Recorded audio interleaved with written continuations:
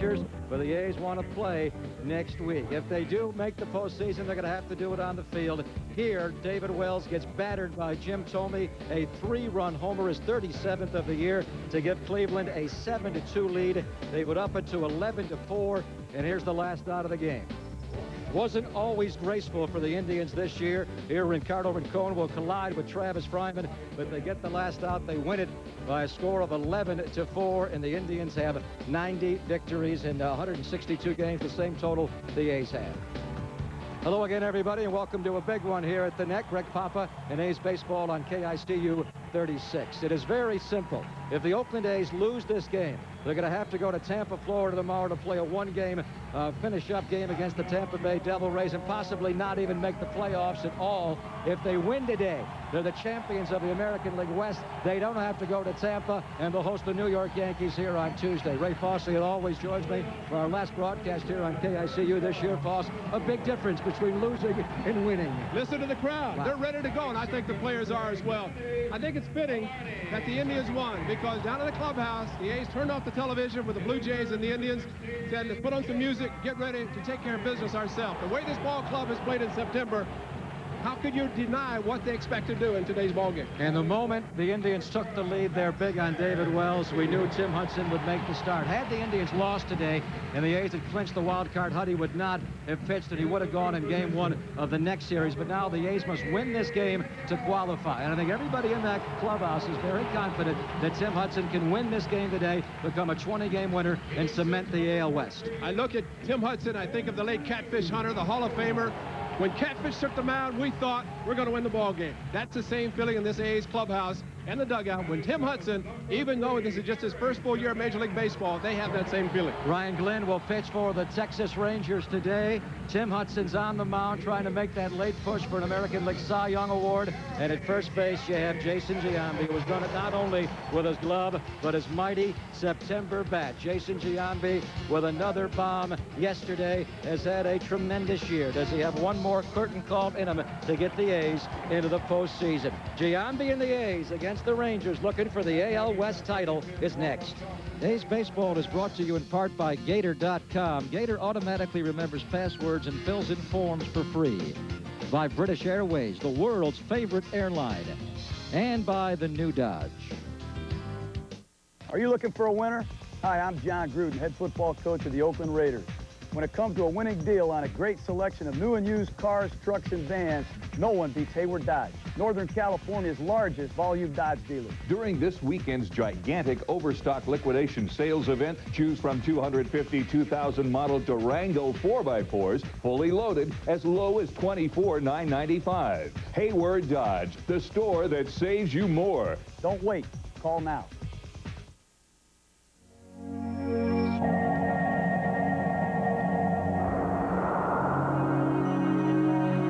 British Airways introduces a revolutionary view of business travel.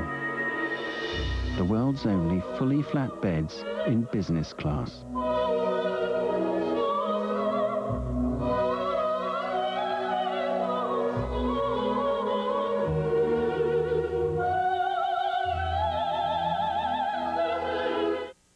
Introducing a dynamic breakthrough in office technology, the Ricoh eCabinet. Don't let its calm exterior fool you. Inside, its smart software is working furiously, capturing every document from every machine in your office. Documents you find instantly on your browser. Shh, look, there. That's the eCabinet in action. It's finding faxes, scans, photocopies, printouts.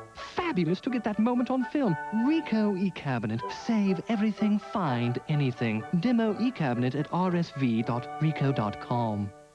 I'm ready as anybody can be. I'm ready as anybody can be. Yeah. Are you ready to ask your doctor about Viagra? Get ready. All right. Ask your doctor if a free sample of Viagra is right for you. Well, I'm ready for you. I hope you're ready for me. Well, we'll dust off an old line from 20 years ago, but it has never been more appropriate. The A's win today. They are champions of the American League West as they go for a 3-game sweep of the Texas Rangers. And speaking of Mr. Davis, Ray, Mount Davis occupied today. We said over 40,000 today. There could be 50,000 inside the net to watch the A's try to clinch the American League West. You're usually looking at a fireworks crowd when Mount Davis is open. What a beautiful thing to see, and especially to hear this crowd for about the last hour. The drummers in left field started it. The crowd is excited. They like to get 23 runs as they did yesterday. All they want, though, is enough for Tim Hudson to win this ball game and start here on Tuesday against the Yankees. Let's check out what Johnny Oates has in store for the A's today. The Rangers in dead last from first to worst in the American League West. Scarborough Green will lead it off in center field, followed by Royce Clayton. Rafael Palmeiro will bat third with Chad Curtis in left field. Ricky Leday, also a former Yankees, in right field. Pedro Valdez will make the start as Johnny Oates is DH. He'll bat sixth. Mike Lamb at third base. Scott Sheldon, a former A, at second base. And the catcher is Randy Knorr. He will bat ninth. Ben Greaves next, all right. He's in left field. Terrence Long in center. Matt Stairs, good to see him in right field today. Eric Chavez also, his right arm is fine. He'll be at third with Miguel Tejada at shortstop. Randy Velarde at second. Jason Giambi at first. Ramon Hernandez, game number 142 behind the plate.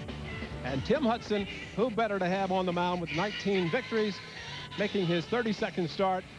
And again, you look at Tim Hudson with his numbers and the way he approaches each and every game.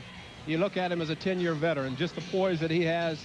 He has the great stuff, but the poise, the heart, he knows how to pitch, and we have seen that this season. So it's hard to believe this young man struggled to begin the year. At one point, he had an ERA of 8.44 and was 1-2. And now he is trying to become the first Oakland Athletic to win 20 games since Bob Welch won 27 and Dave Stewart won 22 on the AL West champion A's of 1990. Brian Runge has home plate this afternoon with Rocky Rowe at first base, Ian Lamplugh at second base, and John Shulock, the American League vet, over at third base. So all eyes on the baseball world, the sporting world, right to home plate here at the net. The A's can decide this and avoid the madness of tomorrow and having to go to Tampa and also possibly having to play an extra game on Tuesday. If the A's win this game today, they are in. They are the American League West champions. If they lose, though, no matter what happens with Seattle, who are playing simultaneously in Anaheim, the A's will have to play in Tampa tomorrow. Tim Hudson gets it underway with ball one to Scarborough Green. First pitch, 1-0. Believe it or not, that's a pretty good pitch because Green is up there to swing the bat. And that's nothing worse than to have the first pitch of the game hit for a base hit. So pitch was inside off the plate. Green also a threat to bunt. There he takes a strike, and the count is 1-1. And that pitch was even better because it was a low strike called by Brian Runge. Art Howe, his fifth season with the A's. He had 5 years in Houston where he got that young bunch of Biggio and Bagwell close. Art Howe has been to the playoffs both as a player and as a coach with the Colorado Rockies, but he's never gotten there as a manager, this being his 10th year. And he has the A's on the verge of their 11th division championship. Count is 2-1 to Scarborough Green, who established a Ranger record on Thursday in Seattle with 5 stolen bases. You don't want to walk him. There's a strike. Inside corner, says Brian Runge.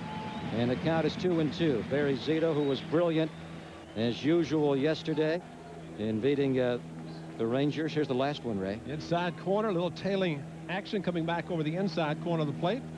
Brian Runge all over it. 2-2 pitch.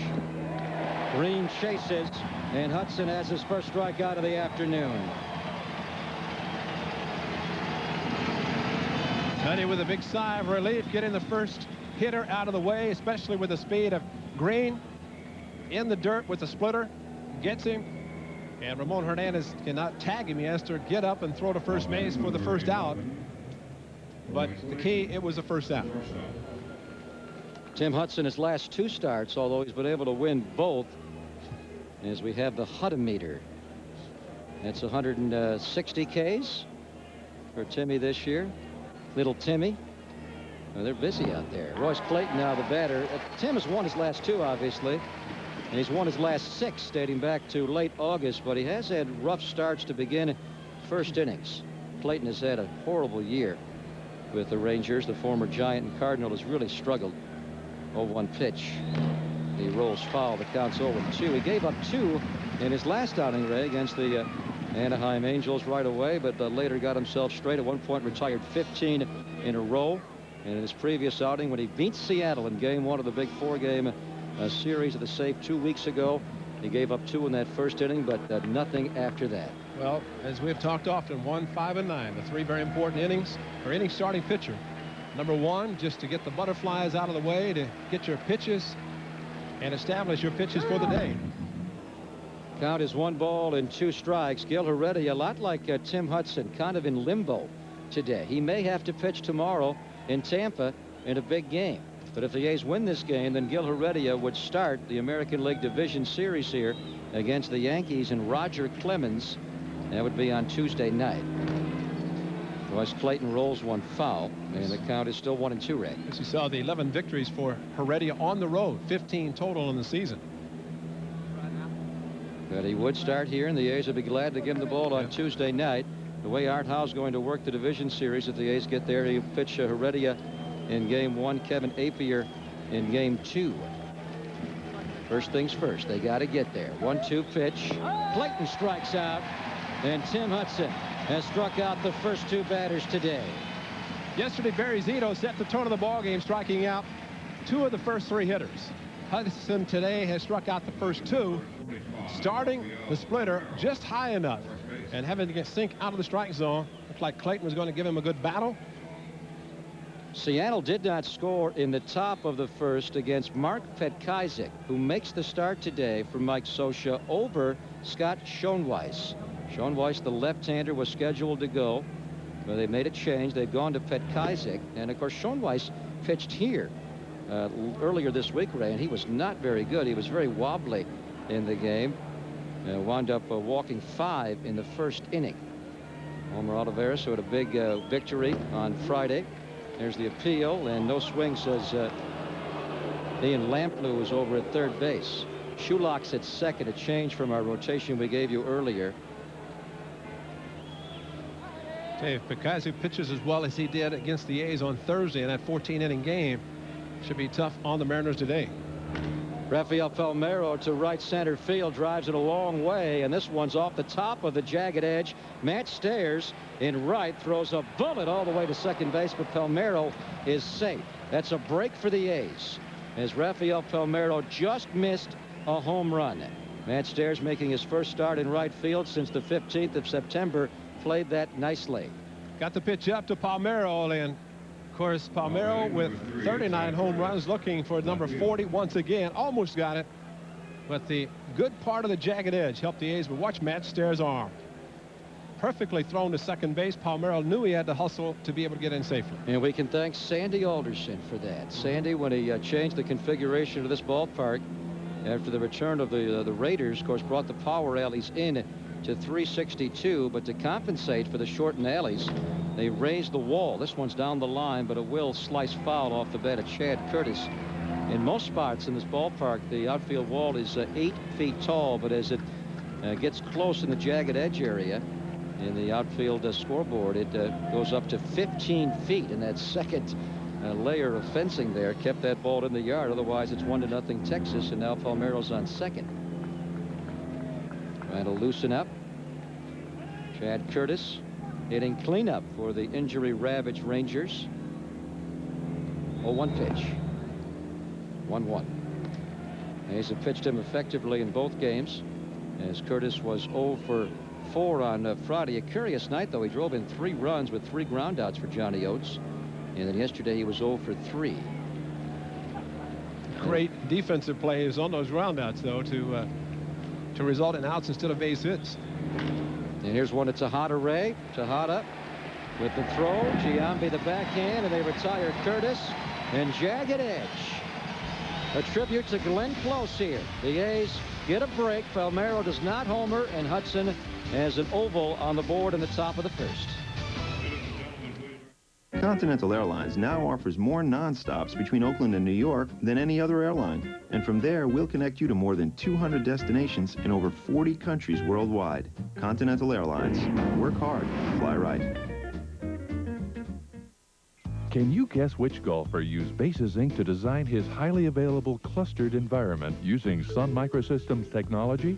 A system that adjusts to your needs and almost defies downtime? Yeah. What? Our site's down? Oh! He's the one with more tee times than downtime. Bases Inc., a Sun Microsystems Elite Certified reseller. Bases Inc. for uptime in a downtime world.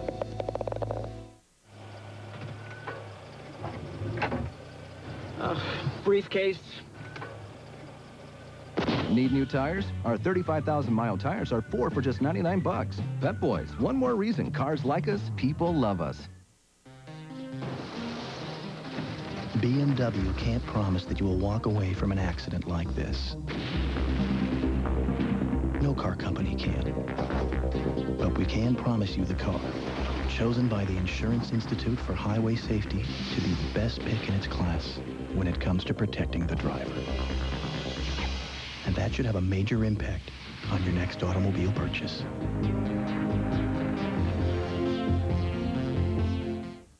Oakland A's are a season high 20 over, 90 and 70, but they need number 91. Here's your starting lineup brought to you by your Bay Area Dodge dealers. Terrence Long will lead it off in center, followed by Randy Velarde. What a great series he has had. Jason Giambi, your American League MVP, followed by Matt Stairs, Miguel Tejada. Ben Grieve will bat 6th. Eric Chavez is at third base with Jeremy Giambi DHing today. And as always, Ramon Hernandez is catching. Chad Curtis in left field. The very speedy Scarborough Green is in center field. Ricky Leday is the right fielder. Mike Lamb at third. Royce Clayton, the shortstop. Scott Sheldon is at second base with Rafael Palmeiro at first. Randy Knorr, once again behind the plate as he has been in this series. Ryan Glenn on the mound. He started against the A's last year, picked up a loss. He has pitched short in each of his last 3 starts, 3 1/3, 3 innings, and 4 2/3 innings. So the right-hander, the A's see him for the first time this year. They did for 4 innings last year. And they batted him around, Ray. 4 earned runs, 3 hits, and 4 1/3. And Terrence Long will step in to begin. What a tremendous season Terrence Long has had. He had the big 3-run double yesterday. And he has driven in 23 runs in September, 80 on the year. We have overlooked some of the other contributions in this 21-7 month of September with Giambi battering all the world, but Matt Stairs and T. Long have had big Septembers. How about Scott Spezio? He hurt the A's here on Thursday with a couple of homers, but he helps them out here with an RBI base hit. Darren Erstad doubled to open the game. Scott Spezio drove him in.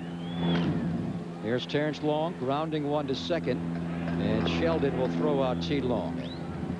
Now it is a bit confusing, but if the A's win today, doesn't matter what Seattle does. They are the champions of the American League West. But if the A's lose today, it also doesn't matter a whole lot what Seattle does, because the A's will still have to go to Tampa. They'll still be in limbo.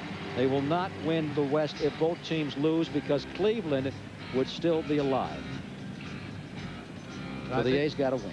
I think there are a few Indians in the clubhouse back at Jacobs Field right now. Chief Wahoo is there. Yeah. Might be showing it on Diamond Vision. Who knows?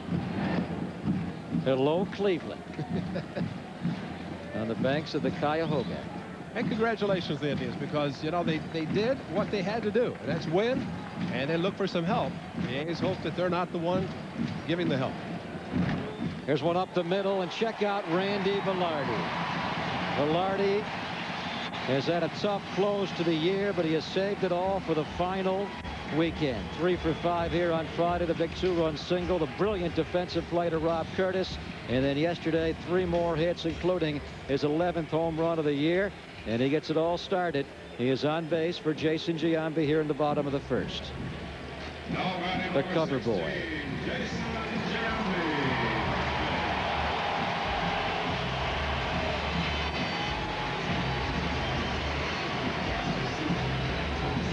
There are some in baseball who believe that Giambi, by virtue of these numbers, now leading the league in on-base percentage, 43 and 137, including 13 home runs in September, has already won the American League MVP award. Although Manny Ramirez has had a great closing month himself. I think the A's really have to make the playoffs a certainty to make that a certainty. A-Rod has had a horrible month, but he picked it up yesterday. Alex Rodriguez, who was 3 for 29 and the big 2-run homer in the first, later added a 3-run shot, wound up driving in 7 runs. Well, the A's were scoring 23 yesterday. Seattle hit 21.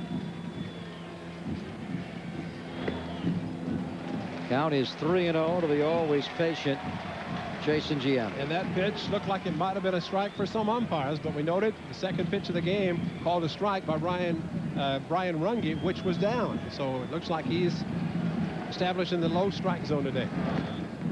There's a strike, and the count is 3-1 to the G-man. Now you think about the Rangers as a situation where they're just out here to play their final game, but you just look around, you see that they have great intentions as well to try to be the spoilers in this final game of the season for them.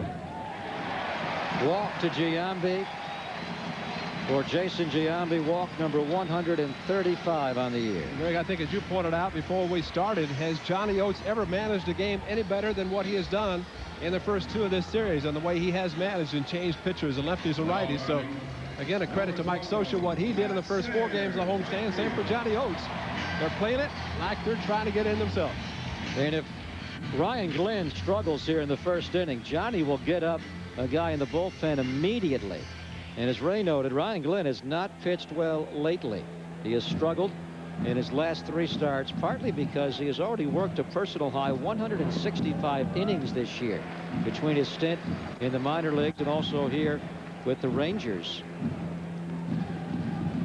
And he starts out ball 1 to Matt Stairs. Ryan Glenn, 25 years of age. Velarde singled to center against him. He walked Giambi on 5 pitches. There's the 1-0 pitch to Stairs. Takes a strike.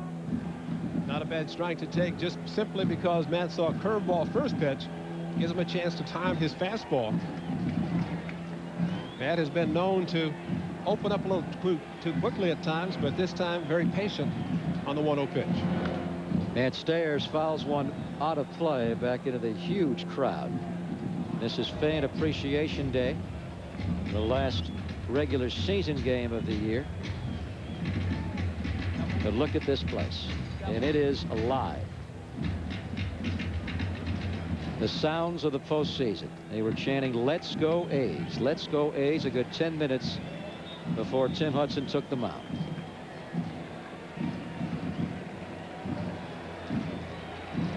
One-two pitch.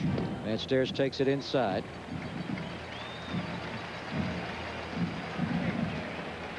Ryan Glenn's ERA over his last 3 starts is almost 14, allowing 17 earned runs in just 11 innings of work. 2-2 pitch. Stairs to Palmeiro, and he feeds Clayton, and back to Glenn covering. Double play is the call. And Velarde was coming down, but they get the double play. Velarde would have scored, but Rocky Rowe at first base says that Glenn beat Matt Stairs to the bag. The A's don't score in the first at the end of 1, 0-0.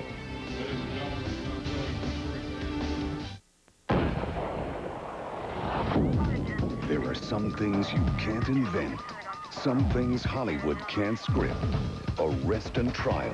From the creator of Law & Order comes a new kind of crime drama, hosted by Brian Dennehy. Gripping real-life stories told by the people who were there. Ice wouldn't melt in her mouth. That's how cold she was. Arrest and Trial. We're not making this up. Premieres Monday on KICU 36. It has been completely redesigned, so it is more powerful, safer, quieter, and more spacious, with ultra-low emissions and improved fuel economy. Introducing the all-new Civic from Honda. Amazing, but true. Why can't they park in the garage like everyone else?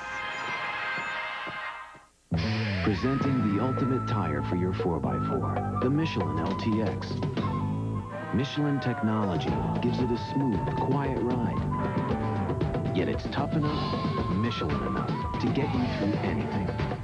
Buy 4 Michelin tires now and get a free emergency roadside kit. And you'll be eligible to enter the Buy 4 and Score sweepstakes with chances to win a BMW X5 and an iMac computer or other great prizes. See your participating Michelin dealer by October 31st. No score after 1. Greg Papa rejoined as always by Ray Fosse. This is a big game, so we have a third member of our broadcast team today. You know Robert Braunstein from KICU 36. The question I have, are we going to be able to hear Robert today? Well, I certainly hope so. It is loud out here, and like you said, Greg, they were live and they were in action way before the game started. They're partying now, and they're not about to stop. These guys here with the drums have been out here for a while. Tell me why you guys decided to come out here with the drums and do this for the A's. We just want to excite the players and get some more fans out here and get everyone just excited about the A's. This is a great team, and everyone should really be behind this team. And they really are. And these guys providing a lot of atmosphere, overlooking Ben Grieve here in left field. Guys, you got a chance to get us out of this? Yeah, we got one for you. All right, Greg and Ray. Oh, they're killing me. Back to you guys. Buddy Rich would be proud. Now, those guys have really livened up the place. When there wasn't 40 to 50,000 here. The A's have had a lot of people jump aboard here late. They certainly are welcoming them all. But those guys certainly helped here on the Knights rave, and we had 9,000 and 10,000. So it is good to see him back. Ricky Leday will open the top of the second. Hudson's first 2 out of the strike zone. Leday, a free swinger, will pop one. Eric Chavez will be called off by Miguel Tejada, and it is Tejada who makes the catch. Greg, you know what's interesting about the drummers, there are a couple of afternoon games that they do not show up till the A's hit. And you talk about a dead place. You're so accustomed to hearing them even before the game begins. Then the game starts. Where are they? Just a dead silence. And they're going to be here hopefully Tuesday night if the A's can get this game. Initially, when they first started coming, those guys would buy tickets themselves. I think they had to buy extra for their drums, didn't they, to spread out a little bit? Not like John Adams in Cleveland, though. They had to buy their own section. But shortly after that, the A's management graciously and smartly started picking up the tab, paying for their tickets, and they have already told them that they're going to pick up the check for their playoff tickets. So they will be out in section 135 on Tuesday night. We are hoping. Up the middle, Ruben Sierra going to miss Miguel Tejada. Pardon me, that's Pedro Valdez. Pedro Valdez with a single to center field. Pedro Valdez, the DH today, not Ruben Sierra. Hit it off the end of the bat, but enough on the ball to get it right up the middle. So Tim Hudson gives up a 1-out single here. Timmy tried a kick save as the ball went past him, but probably good news that he did not, because it might have hit him in the ankle instead of his shoe.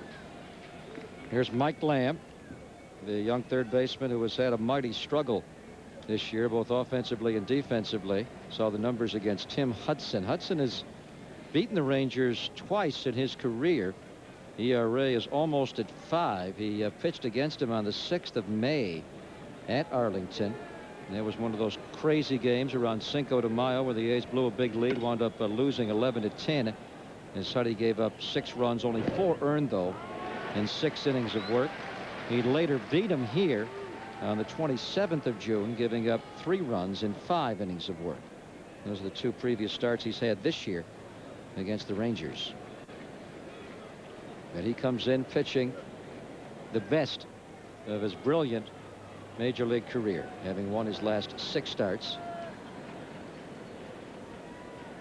0-1 pitch.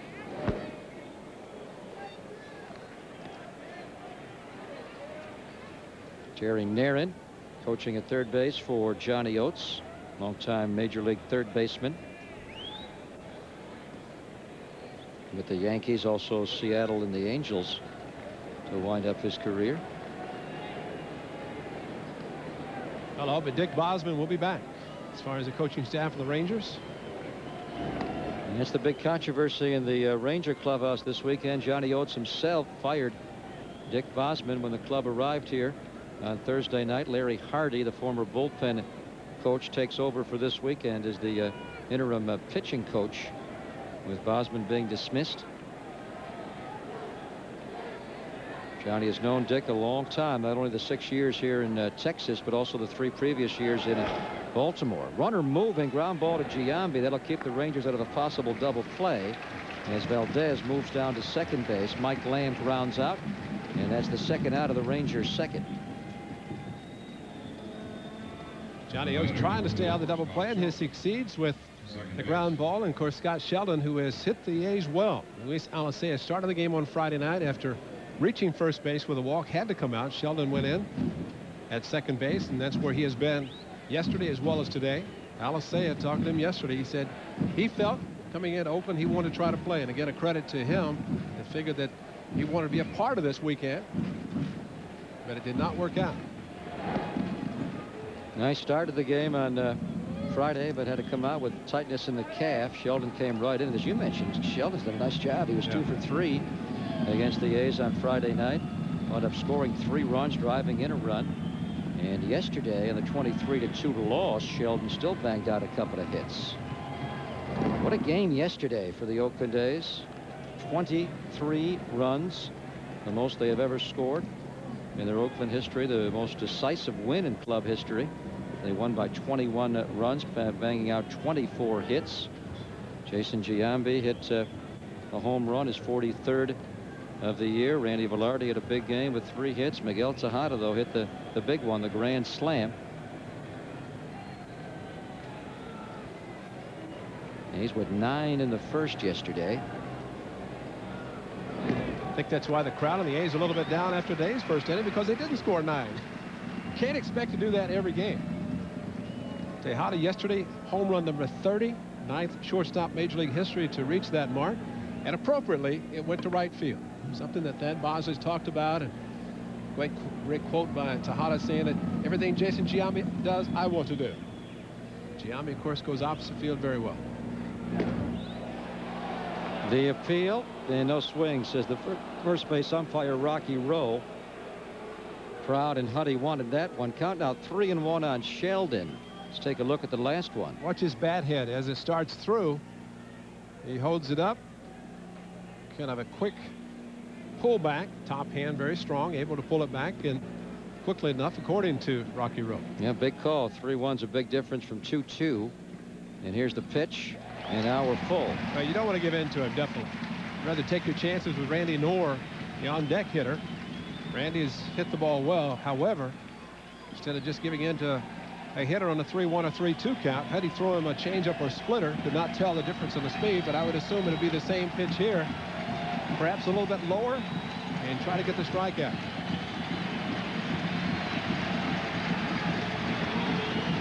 And a strike 3 called. Brian Runge will punch out Scott Sheldon. Tim Hudson has his 3rd strikeout of the game. The Rangers don't score. Miguel Tejada, 30 homers, 115 RBIs. He will bat when we come back.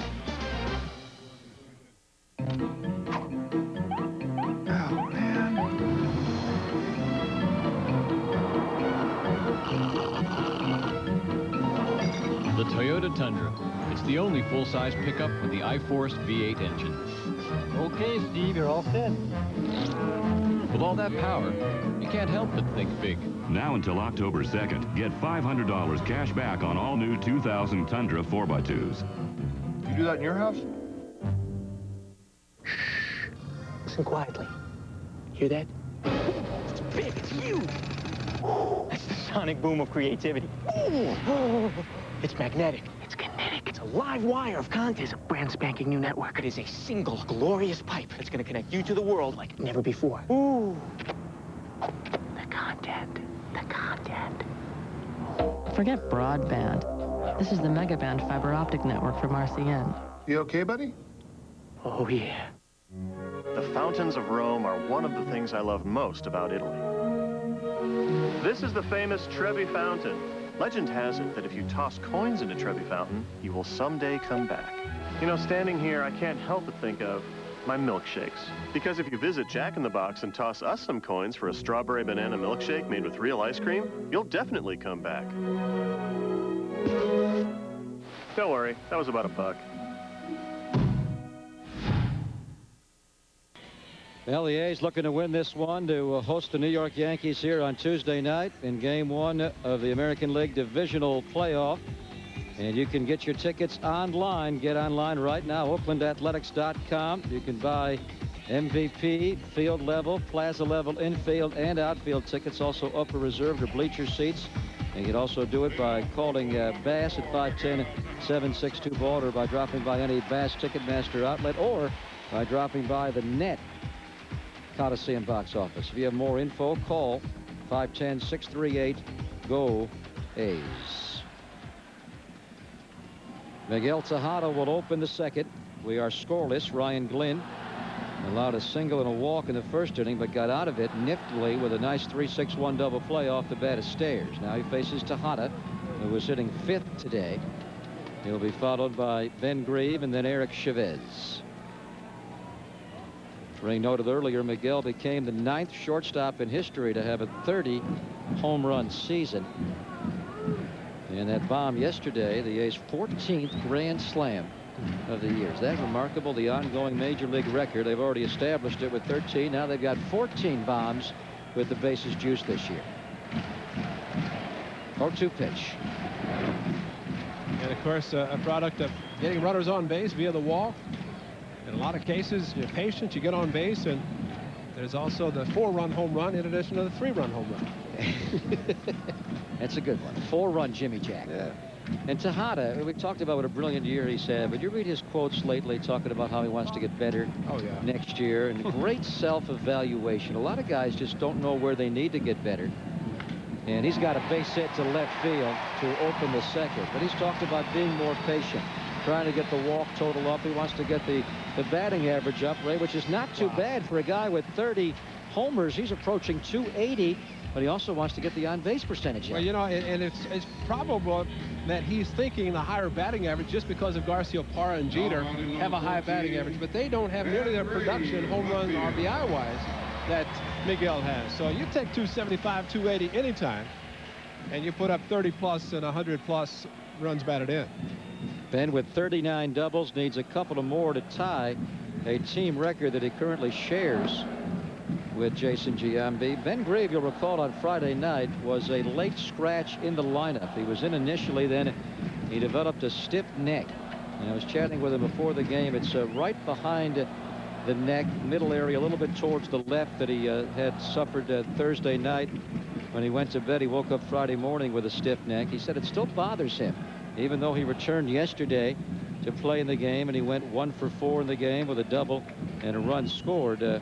His dad knows that he's playing hurt today. Well, his dad is also very nervous. There's no doubt Tom is broadcasting for the Rangers, but hoping that the green and gold end up in postseason. What's that little bottle of Corbella I saw in his pocket there, Ray? Got a little champagne in there? Well, I asked Tom yesterday, who came out even though they were not working, and I said, did Ben want to listen to your telecast that badly that he didn't want to play Friday night? He says, I don't even talk when he's up, so it doesn't matter. It's tough to know that your son, you want him to do well, yet it's also the club that you're working for is not the one that he's playing for. And a great twist of fate, because it was last year at this time that the A's had to go to Arlington, Texas, and wind up being swept in a 3-game series in which they were frankly humiliated. They were outscored 32-11 in the 3 games. The 3rd game gave Johnny Oates the American League West title, his 2nd in a row, and his 3rd in the last 4 years. So he's looking at going from first to worst, and they are in dead last at 71-90, and that's where they will finish, some 20 games behind the A's. 3-1 pitch. Ben Grieve takes a strike from Ryan Glynn, and the count goes full. Took a little off the pitch on the 3-1. Did not give Ben a good fastball, either a batting practice fastball or a true changeup. Eric Chavez also playing a little hurt. I talked to him before the game, and he said his sore right shoulder was a lot better. He hit in the cage early, didn't feel any pain, went out and took BP and felt fine. Runner going, it's ball 4. Tejada down to second base. Ben Grieve will walk, and the A's, with their walk and whack philosophy, have it set up now for Eric Chavez to do some damage. Art Howe, very good move, having Tejada running on the 3-2 count. Ben Grieve, of course, has grounded into a lot of double plays, and you take the chance even on the strikeout. But most importantly, had the ball been hit on the ground, you avoid the double play. Well, Eric has struggled this year against Texas pitching. He left yesterday's game early for Art, as he again had that problem with the right shoulder that has bothered him periodically. He said he felt it early on with a swing. Yeah. It was not diving to get Ruben Sierra's ground ball. It was early in the game when he felt it swinging the bat. Well, he also made a throw right before he did come out, threw a little sidearm off-balance throw. But as you mentioned, it was the swinging of the bat. The sounds of October. Tejada at second and Ben Grave at first as the A's going to turn that chant into a truism and get going here. Ryan Glenn falls behind 2-0. Talked to Randy Velarde on the radio side this morning and talked about the importance of the fans. And granted, the fan support has not been what everybody had hoped. But as he said and pointed out, that at times there were only 10, 12,000 here, but there were good 12,000 fans that came out in support of this ball club and very loud. He said, but there's no question that this type of a crowd pumps a player up better than anything. But with this huge crowd today, the A's are going to finish over 1.7 million on the year. Last year they were at 1.4 million. Eric Chavez at a 2-0 pitch, shallow right field. Ricky Leday coming in, and Leday will make the catch. Leday was mostly a left fielder, you recall, with the Yankees. Paul O'Neill played right field. The Rangers have been looking at him in each of the outfield positions. They're trying to make a call for their outfield configuration for next year. He may be in a battle with Gabe Kapler for right field. So he retires Chavez. That'll bring on Jeremy Giambi. Ryan Glenn threw a fastball inside on 2-0. And whether or not the Rangers are aware that Chavez had a little shoulder problem, but hitters like to extend their hands, their arms. And the pitch inside, and as a result, popped him up. So instead of advancing the runners or maybe even walking to load the bases, the Rangers get an out. Jeremy Giambi looking to push Tejada and Grieve along against Ryan Glenn, former Texas round 4 pick in '95 out of VMI, Virginia Military Institute, where he not only was a pitcher but also a very good outfielder. In fact, his first full years in the Ranger organization, he did not play full-time. He went to VMI to finish up his degree and did not pick up baseball until late in the year, during the years after it already started. This one's ripped. Palmeiro makes the catch to second for a double play. He's got it. He doubles off Tejada. The 3-time Gold Glover Rafael Palmeiro has already made 2 tremendous plays to spoil A's threats. We are scoreless after 2.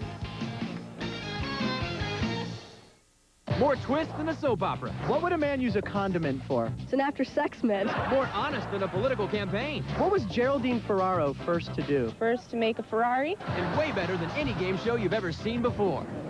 It's Street Smarts, the new game show where contestants prove how smart they are. Remember the Alamo, Lawrence? He got it wrong. By predicting how dumb other people can be. That's where you rent cars. Street Smarts, the search for intelligent life begins October 2nd. Premieres Monday at 6:30. In a test to determine how well luxury sedans protect drivers, the Insurance Institute for Highway Safety recently named the BMW 328i the best pick in its class. But BMW believes that in a contest to protect lives, there should be no winners, and certainly no losers. Because at BMW, we're as interested in saving lives as we are in selling cars.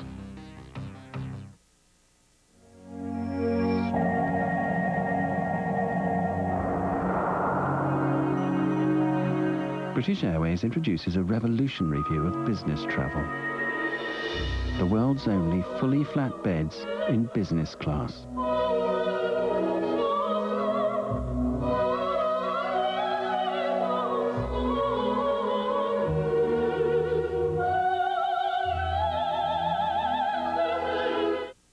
These are nerve-wracking days and hours, obviously, for the skipper, Art Howe, but a guy who was sweating it out with him right at his side is his lovely wife, Betty Howe, who is now visiting with our Robert Braunstein. That's right, Greg, and Greg was saying these are nerve-wracking times for Art Howe. Is it nerve-wracking times for you as well?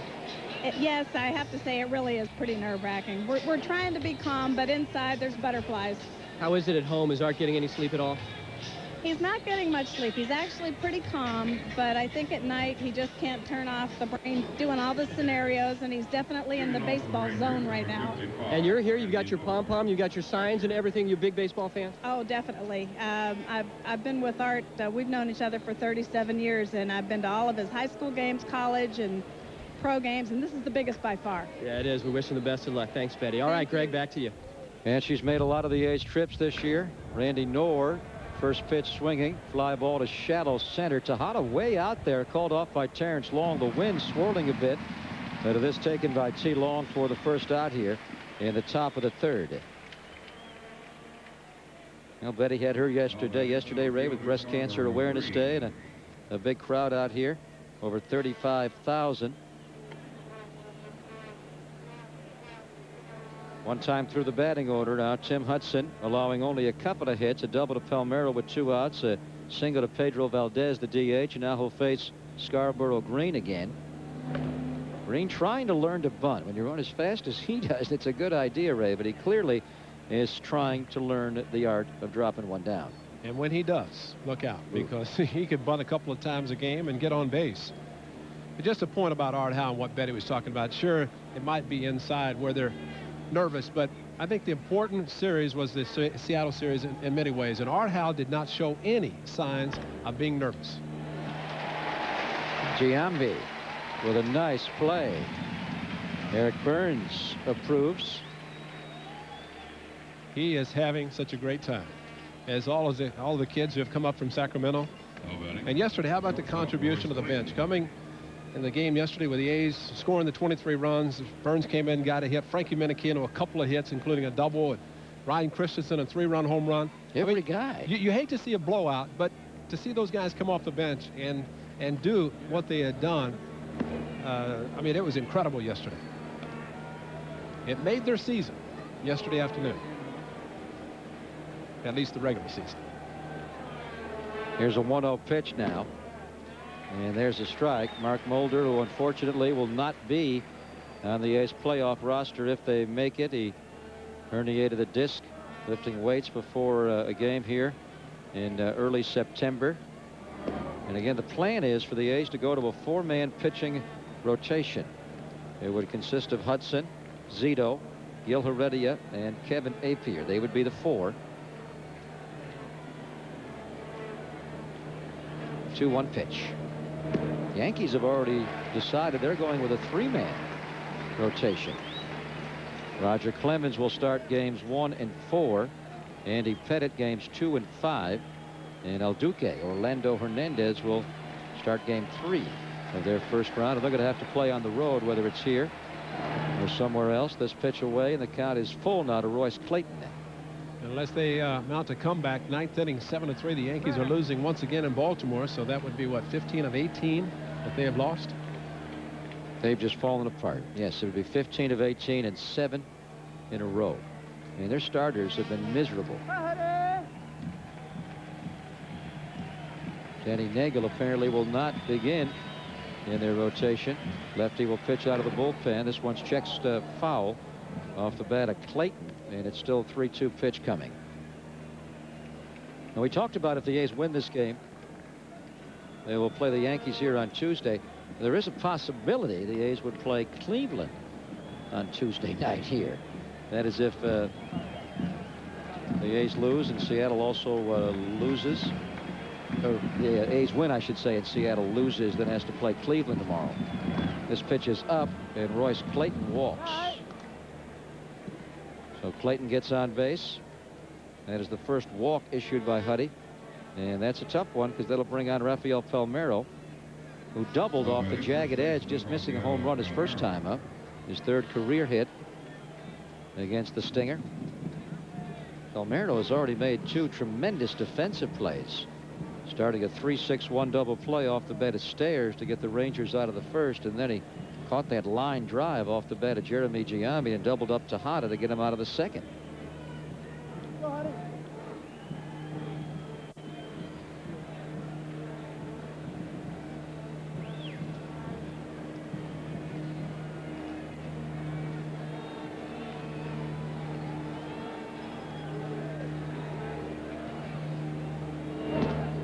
There's a strike. Always a good sign when Tim Hudson gets called strikes, and today he is getting them. But from Hudson's standpoint, the called strikes are good, but you prefer to have the swinging strikes because that means they're starting down in the zone and ending up perhaps even out of the strike zone. When they're up and maybe not moving as much as he would like to see them going down, and that means there's a possibility of a hanger. Yeah, there's one up. Yeah, your point's well taken. The reason I say called strikes are important, a lot of veteran teams like the Rangers, Ray, have been able to foil his stuff by being patient, taking the pitch, have a tumble low, and be called a ball. But the way to diffuse that strategy is to slip in some called strikes.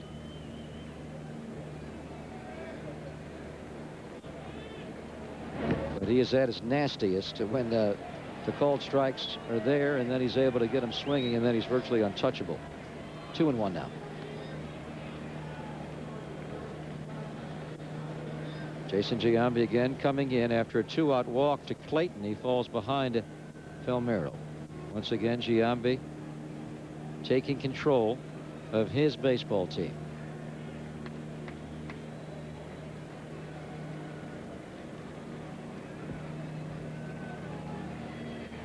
Well, in a lot of ways, Ray, he is so much more demonstrative as a leader around here. Probably going back to Sal Bando, huh? I mean, McGuire never led the A's, or Miss Carney Lansford would a little bit over at third base, or Steiny. Rafael Palmeiro in the air to right field, going back, twisting his stairs. He's found it, and now he has caught it. And Hudson retires Palmeiro. Clayton left on base.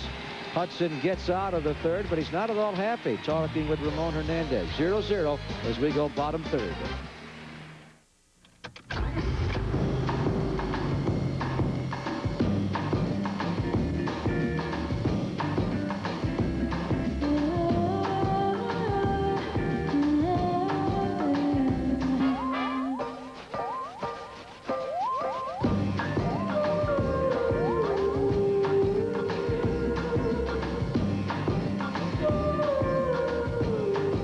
A 260 horsepower CL Type S from Acura.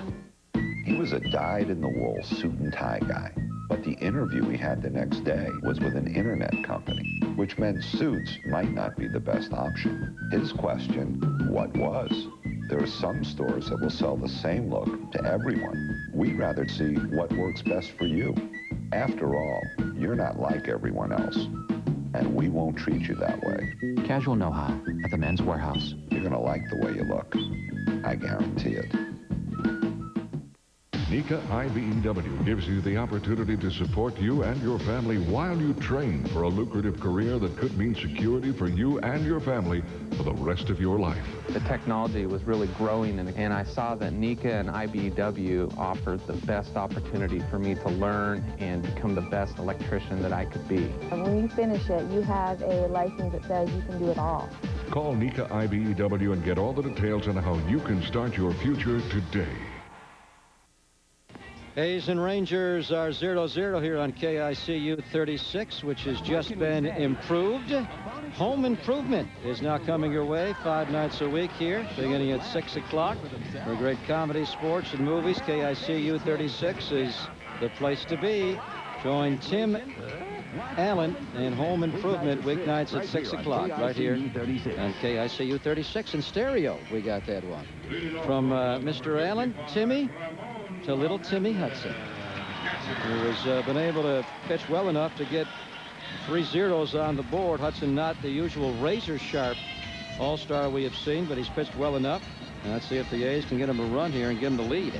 I think that's something that if the A's could do that quickly, settle him down, and there's no question when you have zeros on the board, you know that every pitch is critical. You get a little leeway if you get a run or two on the board. To make a mistake, it's not as critical. That tells you how good he is. Even though he's just slightly off a little bit today, he still hasn't given up anything in 3 innings of work. And what's good to see A.J. Hinch also talking to him. A.J., of course, caught him some when he was up last year when Hudson first joined the club last year. Yeah, with A.J. doing a lot of watching in September, and likewise Sal Fasano, although Sal came off the bench and banged out a couple of hits. It has been almost Ramon Hernandez now on a daily basis, Ray. You're out of the record book, my friend. Yep. He's got you beat. Absolutely. Number 142 today for Ramon Hernandez, breaking Ray's previous record of catching 141 A's games in 1973, on their way to the second of 3 in a row. 3-1 pitch. Here's a ground ball to Clayton. Ramon actually was checking out the lineup card today in the clubhouse, Ray. I said, I think you're in. You've been in every day the last 2 weeks. You don't think you're going to be in today? Art Howe did call him in the office before Wednesday's game, the first of the back-to-back day games, the first one after the night game, and wanted to make sure that he felt all right to play in the game, and of course the answer was yes.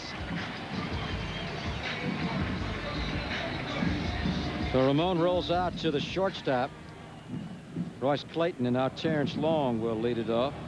Terrence has had a remarkable year, consistent with the power numbers, but he's even picked it up with a batting average the second half. And T. Long, after bouncing out to second his first time up, hitting .289 on the year. Ryan Glenn into the body, able to come out with it and throw out Terrence Long. So Ryan Glenn has pitched pretty well here through 2 2/3. Has been helped by Rafael Palmeiro's defense. I'm sure Ryan Glenn, coming into today's game, was remembering the game he had against the Dodgers when he was first called up. Went 8 innings, gave up just a couple of hits in that game, and facing Kevin Brown, the opposite number in the game for the Dodgers, and picked up the 2-0 win. He has struggled, but Johnny Oateson probably would like to see his focus being on that of the game he pitched against the Dodgers, and so far he's pitching well. Here's Randy Velarde. Last year he had his best full year in the big leagues. This year comparatively not as productive, but keep in mind he missed the A's first 31 games this year. In the air to right center field, Scarborough Green, Paulding and now backpedaling, makes the catch. A 1-2-3 for Ryan Glenn, his first of the afternoon. Looks like we're going to sweat this one out. A's and Rangers are scoreless after 3.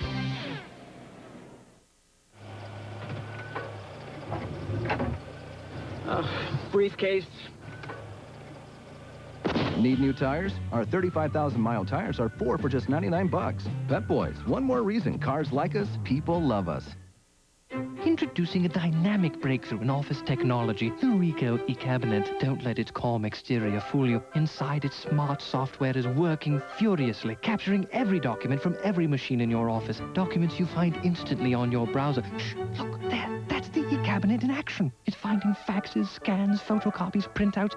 Fabulous to get that moment on film. Ricoh eCabinet. Save everything, find anything. Demo eCabinet at rsv.ricoh.com.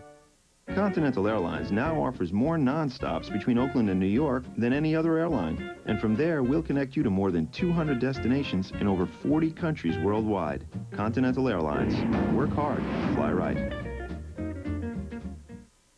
Presenting the ultimate tire for your 4x4, the Michelin LTX. Michelin technology gives it a smooth, quiet ride. Yet it's tough enough, Michelin enough, to get you through anything. Buy 4 Michelin tires now and get a free emergency roadside kit. And you'll be eligible to enter the Buy 4 and Score sweepstakes with chances to win a BMW X5 and an iMac computer or other great prizes. See your participating Michelin dealer by October 31st. Greg Papa, Ray Fosse back with you at the net. Need my friend Gator here to help you fill in our line score. There you go. 0-0 after 3 full. Have you checked out Gator? What are you waiting for? You'll love the software. It fills in forms in 1 click, and you can download it right now free of charge by heading to Gator.com. Tim Hudson, having allowed a couple of hits and a walk through 3, will begin his 4th inning of work facing Chad Curtis, Ricky Leday, and Pedro Valdez. The Ranger DH today. Batters 4, 5, and 6. Curtis bounced out to Miguel Tejada, his first time up. And here's the first pitch of the 4th. Chad Curtis rifles one back. Cleveland Indians have won today. They beat David Wells by a score of 11-4. David Wells, a poor outing as he winds up 20-8 after being a 15-game winner the first half of the year.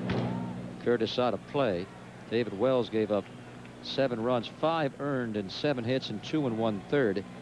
Indians hit 4 home runs. Tomey number 37, Lofton number 15, Ramirez number 38, then later Sandy Alomar Jr. hit number 7. Biggest problem for any pitcher is to get the fastball up. That's what happened to David Wells today. Could not get the ball down, and it cost him. And he struggled right away. I watched the early part of that game, and Steve Woodard started for Cleveland. He gave up a home run in the first to Alex Gonzalez. The young shortstop made it 2-0 Toronto. But right away, Kenny Lofton hit one over the head of the center fielder for a double, and he came around to score, and David Wells just never settled in. Tim Hudson picks up his 4th strikeout of the afternoon, getting Chad Curtis here. Good pitch with 2 strikes. Down. Check swing. As Curtis saw it right there, thought it was a strike and could not hold up his swing. Ball ended up in the dirt, and Ramon Hernandez twice today already has blocked a couple of balls that have been thrown in the dirt. Won the strikeout to lead off the game. Had to throw to first base. This time all they had to do was tag Chad Curtis. Here's Ricky Leday. We are reading those K's there from right to left across your television set as they put up number 4 for Huddy right there. Tim Hudson now with 163 strikeouts on the season. He is up to 9th in the American League in strikeouts. If he gets this victory today, he'll be a 20-game winner, and only he and David Wells would be able to win 20 this year in the American League. And I bet that's the last thing on his mind right now. He wants 17. Yeah. He wants 17 outs. Not supposed to count outs in baseball, at least not here. He's got 10 outs, 17 to go. Now he said, as he gets strike 2, I don't even care if I make this start. A's were not certain if he would pitch, and Cleveland lost today. Huddy would not have pitched trying to become the 20-game winner. Last year he was 11-2 his rookie year. Tim Hudson's going to have a lot of years, assuming he stays healthy, to win 20 games. Ramon saying, why am I back here for the 142nd time? It is a painful record. Yep. He wanted to break your record, and he broke it. He's got to pay. 2 strikes. He had to try to move in front of the ball. It goes almost to the feet of the day and moved in front of it. Came up, hit him in the right arm.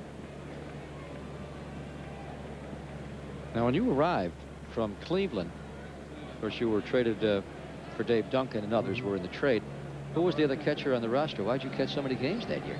Gene Tennis was, for most of the year, Gene played first, and I caught at the same time, obviously. So when we did not, Larry Haney was with the club also that year, but Dick Rain was the emergency catcher. Swing and a miss. Tim Hudson, like he did in the first, here in the 4th, strikes out the first 2 he faces, and Huddy now has 5 strikeouts on the day. Still a better inning for him, as indicated by the movement of the splitter. And again, the pitch was up enough, but it's the movement this time that gets Leday. Like a left-hander throwing a hard breaking ball away from him. Palmeiro standing up in the dugout, eyeing Hudson, and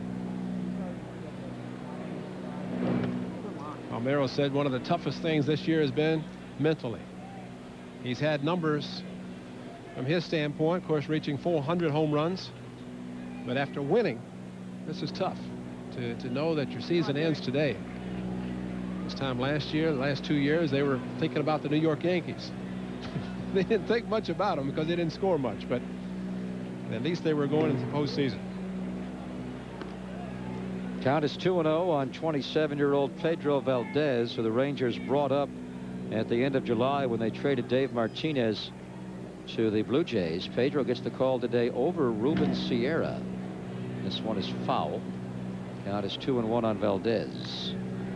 Ruben trying to make a late September and now first day of October strong impression to get a look next year. Ruben no longer can play the outfield, so he would be a DH only type candidate. I don't know if he has a shot, Ray. They have so many guys in the mix. He'll probably get a spring invite, but may not be able to make it at age 35. Valdez rips one just foul. Count is 2-2. And of course, if a team has 4 good outfielders and there's a question who's going to play, it's a great way to rotate the 4 give a day off and the other one be the DH. So I agree with you. Tim Hudson a strike away from striking out the side in this half inning. And after the discussion in the dugout after the third inning, he's made an improvement. Still looking for a run for his offense, though. Count goes full.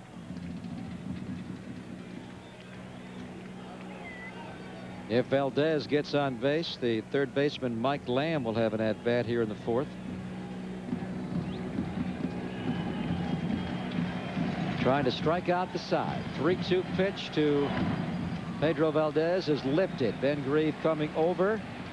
Glasses down, fights the sky, and makes the catch. So it's a 1-2-3 for Tim Hudson. Jason Giambi will lead it off and try and get the offense started. We are 0-0 after 3.5.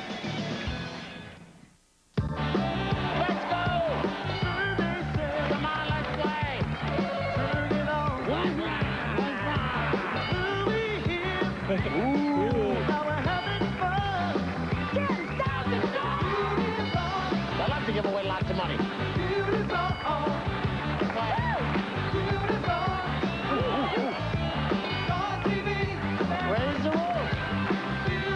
The Family Feud premieres Monday at 7:30. I'm ready as anybody can be. I'm ready as anybody can be. Yeah. Are you ready to ask your doctor about Viagra? Get ready. Ask your doctor if a free sample of Viagra is right for you. Well, I'm ready for you. I hope you're ready for me.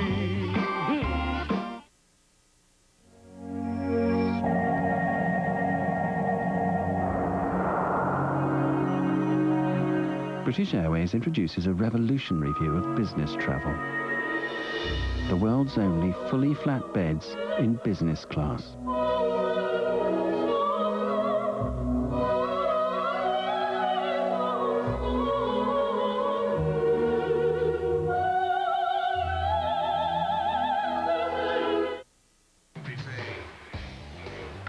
Giambi may be going out. What a shot to center. Singleton back. Way out of here. A 3-run homer for Jason Giambi. That was on August the 4th. A big shot at Comiskey Park in Chicago propelled the A's to a 5-3 victory. And that was a pivotal point of the year. The A's, after that victory, were 61-47. The next game is when they lost with the balk coming into play with Isringhausen. Had a rough rest of that trip through Chicago and New York, Ray, but the A's were able to right the ship to get themselves into the position they are in today. Guys gotten better and better and better. And how about the walks, where he's really gotten better? I mean, we're all cognizant of his batting average, the home runs, and the RBIs. Last year, Giambi, for the first time in his life, drew over 100 walks. He walked 105 times. And again, he walked his first time up today, his 135th walk of the year. And he never makes an out anymore. Well, if he's going to follow his good friend Mark McGuire, Mac also walks a lot, hits home runs, drives in runs. Phenomenal numbers this year for Giambi. 1-1 pitch. Count is 2-1 to Jason. We are going to be revisiting some of the better moments of the season throughout our broadcast today. As win or lose, and this one's foul, 2-2. Win or lose, this will be our last broadcast of the season here on KICU 36. And we have had some great moments along the way. What a tremendous year it's been. A's have won 90. They have lost 70. But they need 91. 2-2 pitch from Ryan Glynn to Jason Giambi is rifled foul.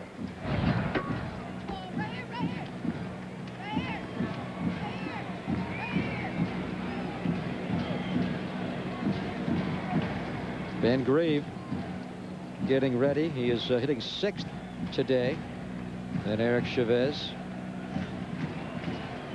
2-2 pitch is up, and Giambi has worked it full now. Matt Stairs on deck, and then Tejada, and then you get into Grieve and Chavez. Matt Stairs starting in right field today with Jeremy Giambi DHing. Another walk for Jason. Incredible. 2 today and 136 on the year. Again, they just can't get him out. Here's your player profile brought to you by Tony and Alba's. Good food, good friends. I think you know Jason pretty well from Southern California. The A's second-round draft pick out of Long Beach State, where he was a all-Big West performer. And he does a lot in the Bay Area that goes to unrecognized. I think we all know his brother Jeremy is in Oakland, eh? But the many contributions that he has made around the Bay Area has him a finalist for the Roberto Clemente Award. And also for the Giambis, mom and dad could not miss this weekend, so they're here. Sister as well, and so the Giambi clan here hoping to be celebrating as the rest of this big crowd. Matt Stairs got jammed, and this one will be caught by Royce Clayton at shortstop, and Matt is retired. Giambi back to first, 1 away. So far today, Glenn is doing a good job getting his fastball inside to the left-handers. Now he is pitching well. Started a little shakily as Velarde singled. Giambi walked with that double play that he was able to turn. That was a big play in the game. It was a 3-6-1 double play. Glenn got over to first base, beating Matt Stairs, took the return from Clayton, and that appeared to settle him down, although he got the first 2 guys on base again in the second. Then Palmeiro bailed him out, Ray, to a fine defensive play. And especially if somebody in the first inning, when he went to the dugout, said, you know, if you don't turn the double play, you're down 1-0, because Velarde would have scored. So the spring training fundamentals, the drills that you learn in spring training, have paid off for the young right-hander today, at least in the first inning. Here's Tejada now. Miguel singled to left field his first time up to get his batting average up to 276. We showed you his progression from last year to this year, and how about from this year to next year? And we're all excited about the A's prospects in the postseason this year, but look ahead to the 2001 season. It is incredible. These guys are not done getting better. Tejada's only 24 years of age. He's got to get better. They're all going to get better.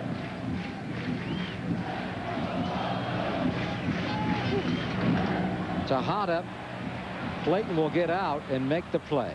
Royce Clayton able to get out to shallow left center. So Giambi again retreats. Clayton has the first 2 outs of the inning himself.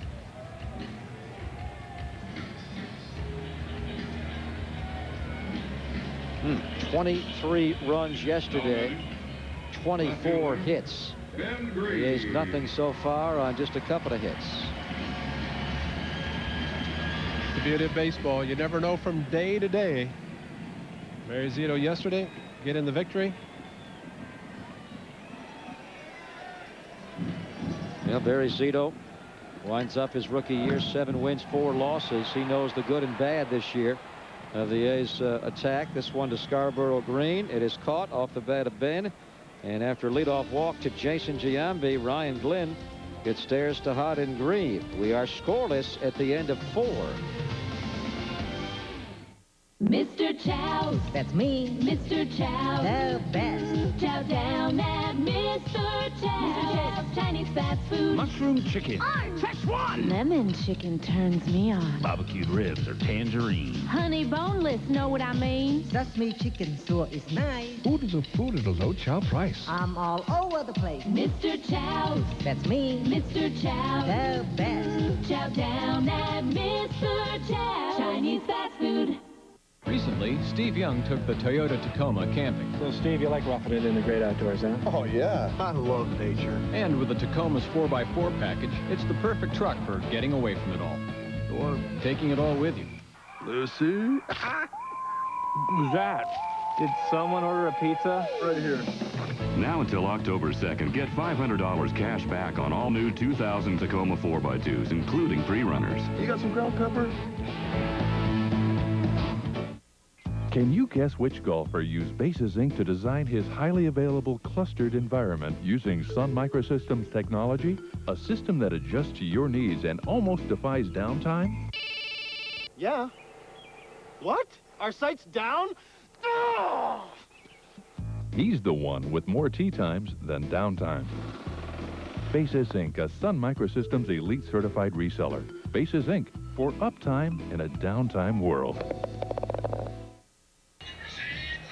A's and Rangers are scoreless after 4. A's trying to go to the postseason for the first time since 1992. So you think you know baseball. Brought to you by Go Bosch Incorporated, providing the products and services necessary to make your e-businesses a viable presence on the net. All right, we're going to take you back to 1992. We want to know the 6 active players still playing in baseball who were on the 1992 Oakland A's playoff roster. They were on the 1992 Oakland A's playoff roster. And the A's wound up losing that 92 American League Championship Series. There was no wild card division series then. They lost in 6 to the Blue Jays. Tim Hudson against Mike Lamb. And this one's rifled over the A's dugout, foul. Mike Lamb bounced out to Jason Giambi his first time. Although he has had a poor rookie year, he certainly hurt the Oakland A's, and he almost hurt the Oakland A's fans. But everybody's healthy there, and that guy's got a souvenir. Now he wants it signed. Hold on. Mike Lamb's busy here. Yeah, those are great seats right behind the dugout, but you better be alert. I don't know how you're not. Whenever I sit down there, I'm ready for every ball. Well, but you know what happens if you don't. But, I mean, there are people who start talking, turn their head, and zap. Yeah, so let's hope that doesn't happen. Well, assuming Walt Weiss was healthy, and I don't know if he was for the 92 playoffs, was he? Because he had the 3 rookies of the... No, Canseco wasn't here. That's right. Well, we know McGuire's one. Right. Canseco's another. No, he was traded. Oh, pardon me. So it's Ruben. Ruben Sierra. Right. I just said that and then corrected myself. Yeah, Sierra. So Weiss. Okay. Would be the other. Weiss. 92. That was a Ron Darling A's, wasn't it? Pitches up, and the count is 2-2.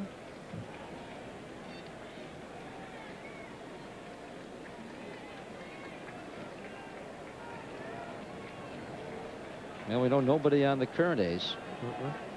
We're on the 92 club. 2-2 pitch.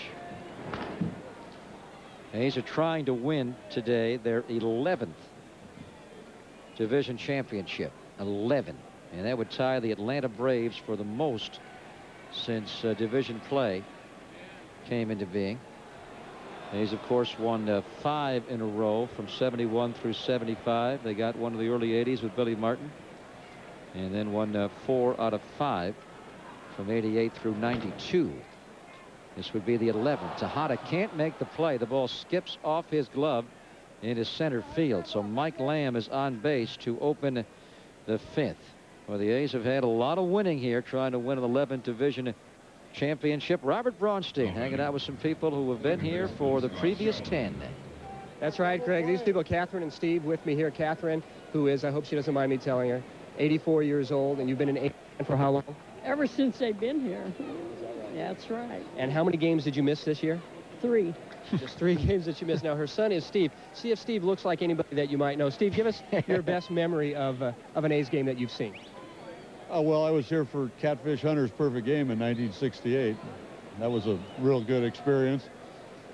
That is a good one, and doesn't look like Catfish Hunter, though, does he, Greg? No, looks a little like Raleigh or Mr. King to me. He's either Raleigh Fingers or he's Bill King. You know, it's amazing. How many people were actually at that Catfish game? About 6,500? Seems like it's 6.5 million.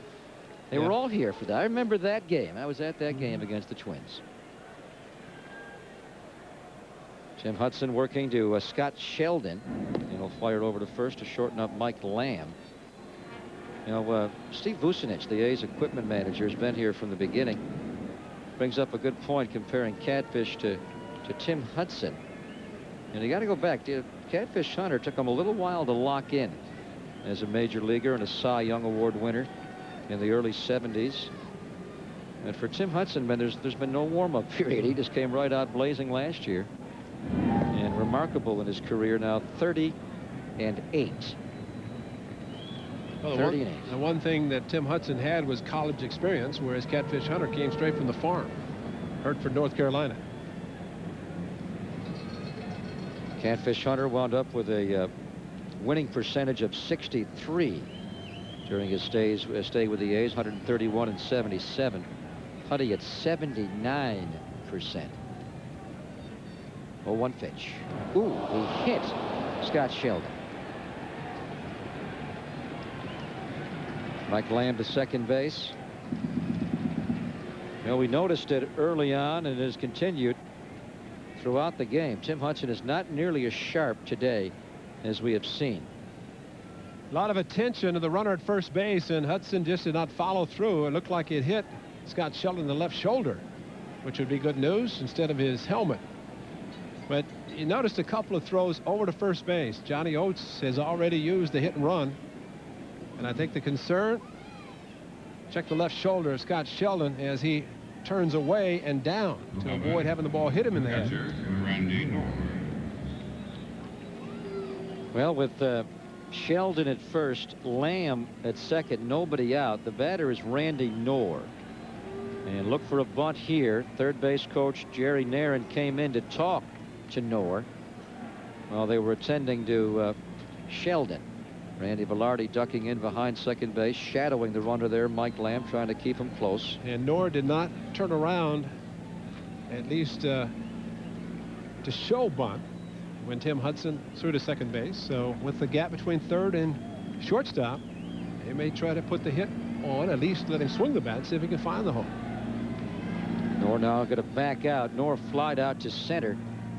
His first time up. Randy Knorr, the former Toronto Blue Jays, played in some World Series games. Rangers lost both of their catchers. The reigning American League most valuable player, Pudge Rodriguez, due to a thumb injury in late July, and then Bill Hasselman is out the year with a shoulder problem. Knorr is going to bunt. Good one. Hudson will pick it up, take it himself, and looking over his shoulder at the runner, Mike Lamb. So Knorr moves Lamb to third, Sheldon to second. One away in the Ranger fifth.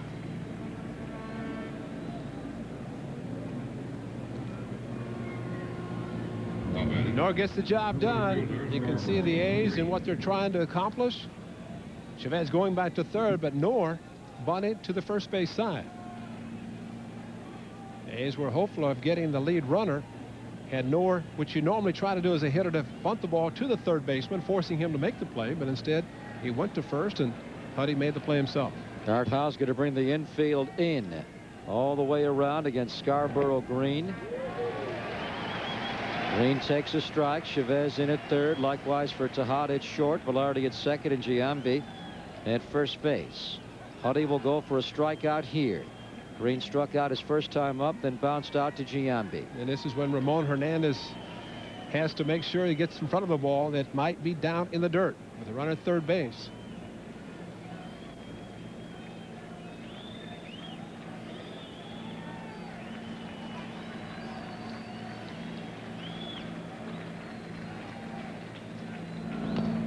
Green again just a piece, and Hudson is one strike away.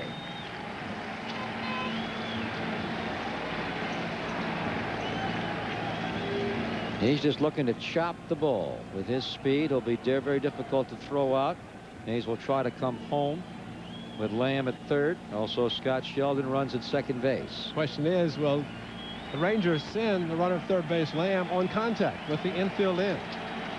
And if Green chops the ball, that's the determination they have to make, whether they want to send him on contact or make sure the ball goes through.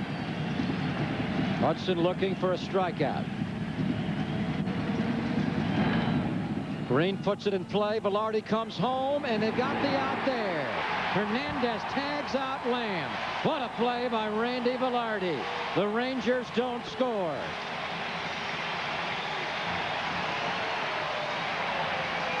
Two outs. Runners at first and third. He was going on contact. The important thing was how hard the ball was hit, because Velarde had to make the quick decision, throw to the plate. Good block by Ramon. Blocked him off the plate, made the tag. Excellent play by Hernandez. Watch the left leg. He never gets to the plate until after the tag is applied. That's blocking the runner off the plate. Now, he's not done though, Ray. Ramon Hernandez has a difficult decision to make here.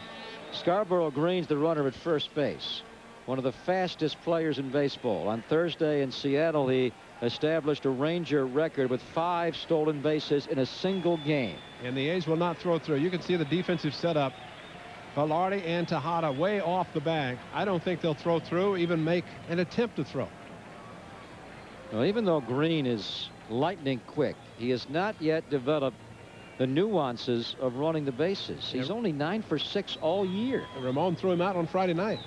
A situation with the Rangers down by 3 runs. But in this situation, they won't even throw through. Just looking at the way the defense, it looks like they're trying to make sure they do not give up the position. There's too much of a distance between the bag and the position players. Scarborough Green not going. It's a strike at the plate to the batter, Royce Clayton. Green has a tough time picking up the move of the pitchers. That time he was actually going back to first base when the pitch was delivered. See Velarde and Tejada, how far they are from second base. The distance right there almost tells you that nobody's going to cover the bag. And so they just do not want to take a chance. A couple of things, trying to hurry the throw and throw in the center field and let a runner score. And also, if Clayton makes contact, hold the position, try to get the third out that way. Green takes off, and they will bluff the throw. He pumped to see what the runner at third would do. Green takes second standing. Scott Sheldon does not go anywhere. And the A's made the right call there. The pitch to the plate makes it 1 ball and 1 strike. Good play by Hernandez to fake the throw to third, but at third base, Sheldon was not going anywhere. It was not a double steal, and that's why he stayed as he did at third base. Stolen base number 10 for Scarborough Green. Great thing, Ramon didn't throw the ball on the ground. You have the ball in your hand, you fake the throw, you better hang on. Grip it tightly. Yep. Well, now Huddy will look to get out Clayton and get out of the inning.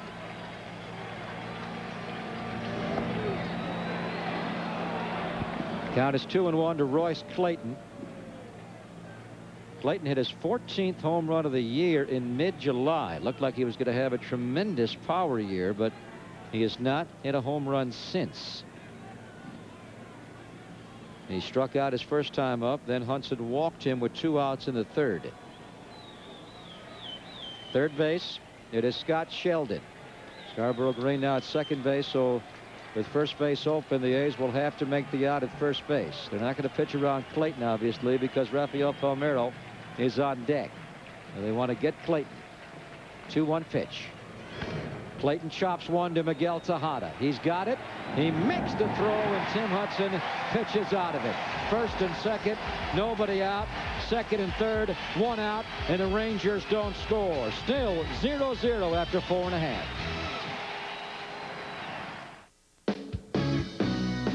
Simple and accessible plans for everybody. That's Verizon Wireless. And right now, there's never been a better time to join in. Pick up 2 free web-ready phones, then share 2,250 minutes for $29.99 monthly access for your first 3 months, including free 5-state roaming. Hurry into a Verizon Wireless location near you or call 1-888-466-4646. Verizon Wireless. Join in. Honey. Hey, honey. Look, they've upgraded us to a much bigger cabin. Oh, great. We gotta go.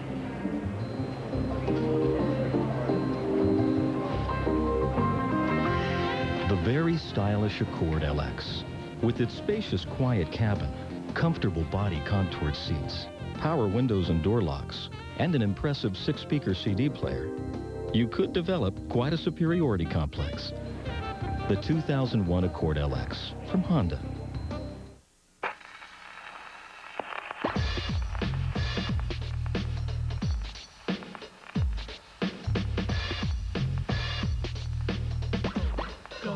Go Bosh, go Bosh. Oh, stay home. Come on, can't you? Go Bosh, go Bosh. Is it gonna be you? It's gonna be me. Yo, what's up?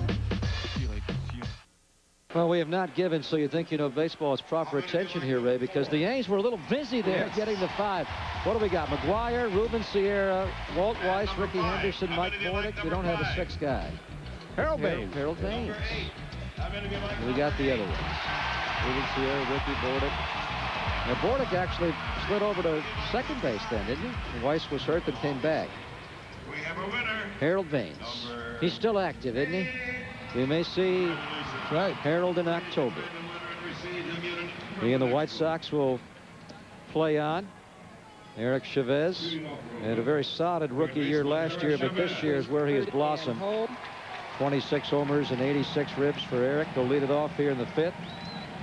You know, there are times, many times, that a great defensive play will pump up the offense. Well, Tim Hudson's job of getting out of that inning, the top half of the inning without allowing a run to score, should pump up this ball club. Let's see what happens now. Eric Chavez flied out to right field his first time today. Eric Chavez going to pop this one to left field. It'll drift back. Who's Curtis calling off? There's nobody near him. He's calling off Scarborough Green. Scarborough was 100 feet away. I didn't know who he was talking to. He didn't want a collision. Curtis makes the catch. One away. Now batting. The last 5 outs have been recorded in the air, starting with Velarde in the 3rd inning to center field, and the walk to Giambi, then Stairs, Tejada, Grieve, and now Chavez, all fly ball outs. I think Glenn's fastball is getting on the A's a little quicker than they're anticipating. Maybe gear up a little bit earlier and start hitting the line drives and on the ground. Now, Jeremy had a tremendous first half of the year, Ray, right up into the All-Star break. He was tearing it up. He had that huge series here against the Arizona Diamondbacks. And then just did not play as well in the second half. May have lost a little confidence with infrequent playing time. Then he got hurt. But he was able to make a significant contribution in the month of September. When you look at his second half, I think you have to look at July, the tail end of July and August, and then what he did in September, because he had some big hits. And he also had a little ribcage injury that shut him down a little bit. But probably the worst thing that happened to Jeremy Giambi was a 3-day All-Star break, because he was smoking hot. Didn't play that much immediately after the game, had a lot of off time, and never really got his swing back until this month. Baseball is such a daily grind. You need that repetition. When he lost that playing time a little bit, he could never get his confidence back. And he's trying to work a walk here from right-hander Ryan Glenn. Ramon Hernandez on deck. Count is 3-1 on Jeremy Giambi. 3-1 pitch. He hits to Chad Curtis in left field.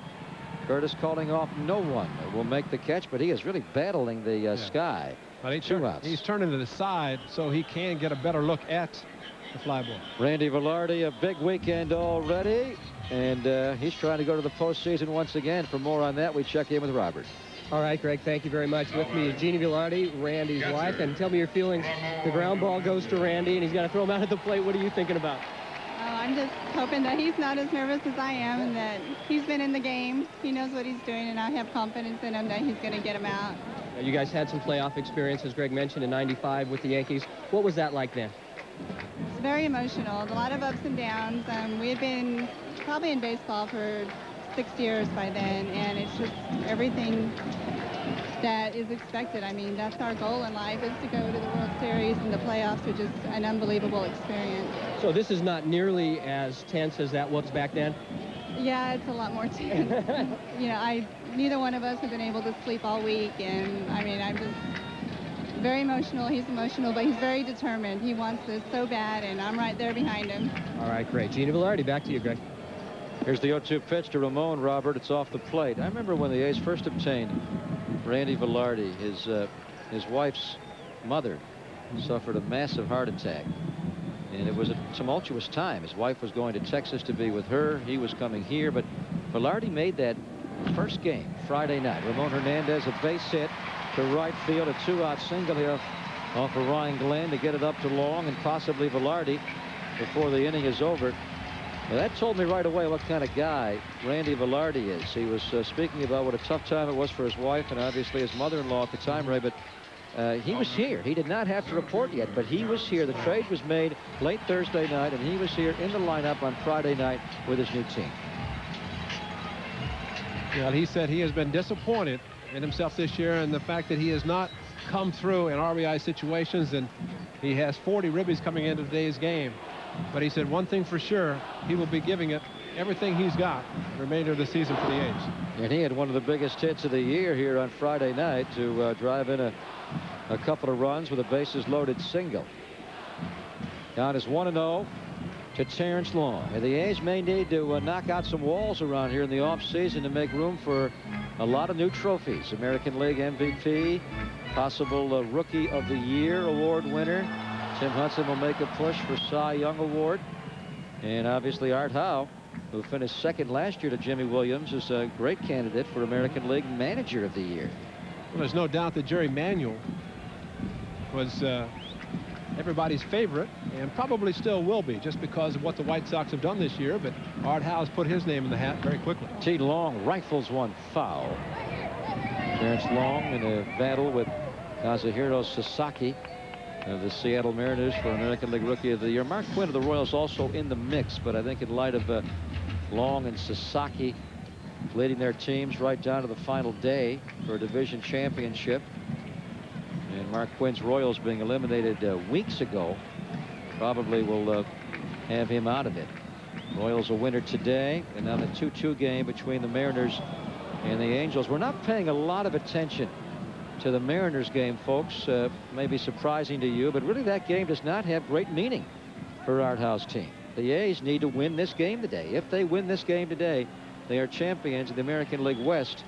And if they lose, it does not matter a whole lot what happens with Seattle. It's too confusing to describe, but that's the way it works right here. The A's having a confusing time with Ryan Glynn, surprisingly, have not scored. Long strikes out. Back to work for Hudson. Still 0-0 after 5. I'm Dan Springer on the next Silicon Valley Business. No fast track for Microsoft. We'll have an in-depth report on the High Court ruling. And Apple tanks on a revised earnings forecast. We'll have analysis. Silicon Valley Business this week, tonight at 10 on KICU 36, Cable Channel 6.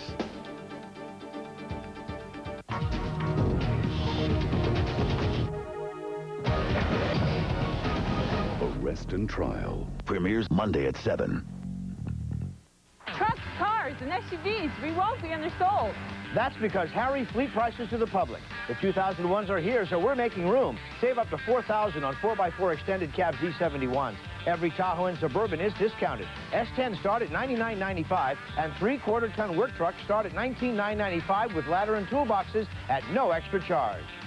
If we can't save you money, we don't deserve your business. So I invite you to drive a little and save a lot in Gilroy at Harry Marks Chevrolet Cadillac Oldsmobile.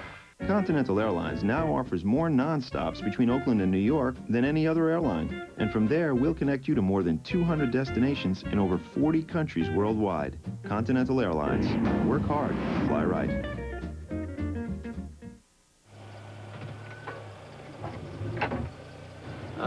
Briefcase.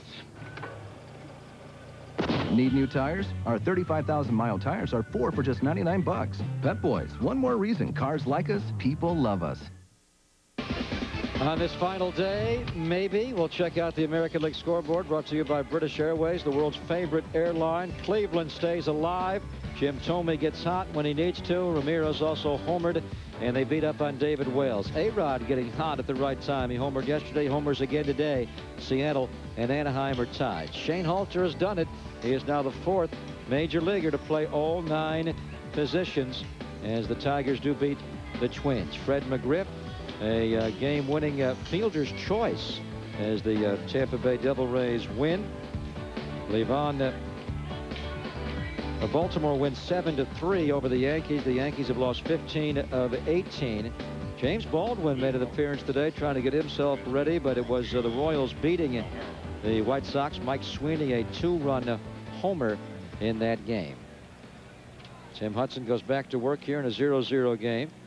And the White Sox are really in a pitching quandary for their first playoff series, as they threw today both James Baldwin and Cale Eldred, seeing if they're even going to be available to pitch next week, Ray. And they're also uncertain about Mike Sorotka, their left-hander. Just find a lot of 5-inch screws and start inserting them in the elbows and arms, something Cal Eldred has done, and he has been able to pitch. And Sorotka was going to have a bullpen session today to see if he would be able to pitch game 1 despite the bad elbow. They're waiting about Eldred and Baldwin. If not, they may have to go with Jim Parquet in game 1 and maybe Sean Lowe in game 2. White Sox know they're in, though. The A's are not certain of that. With Cleveland winning, the A's need to win this game. Rafael Palmeiro fouls it. Eric Chavez will come over, but it's well out of play. Hudson jumps ahead 1-2 on Palmeiro.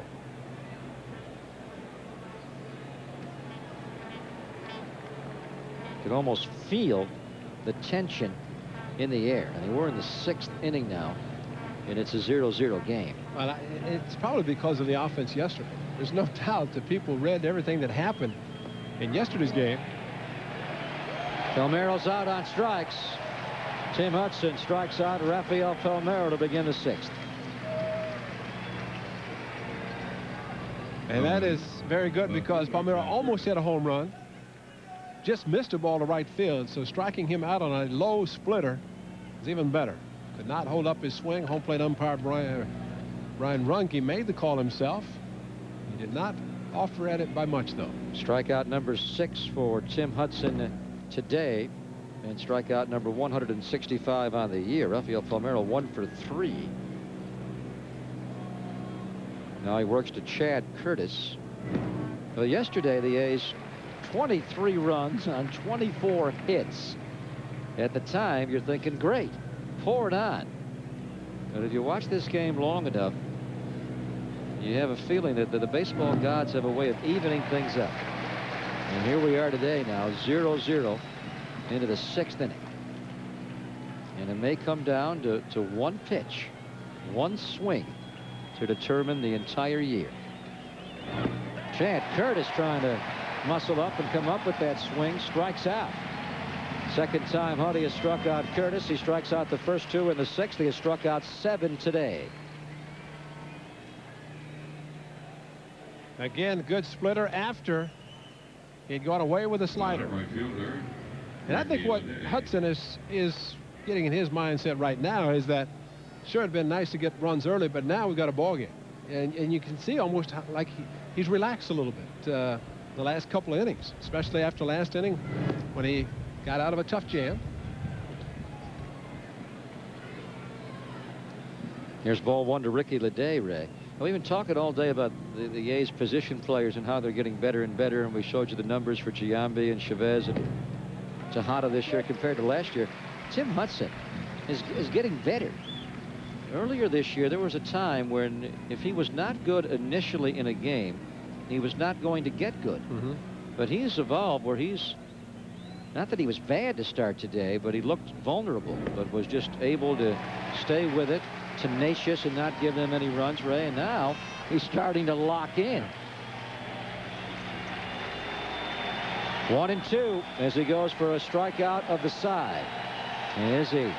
They're having some weak at-bats today. That's ball 2, 2-2. Good to see Jason Isringhausen come in today. Got a day off yesterday. Big smile on his face as if to say, yeah, I'm ready. And that's what he confirmed, that the rest yesterday, the 23 runs, a 40-yard howl, the luxury of Barry Zito 6 innings, Scott Servais 2, Todd Belitz finished up the ballgame.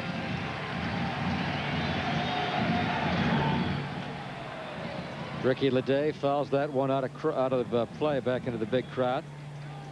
And the count remains 2-2.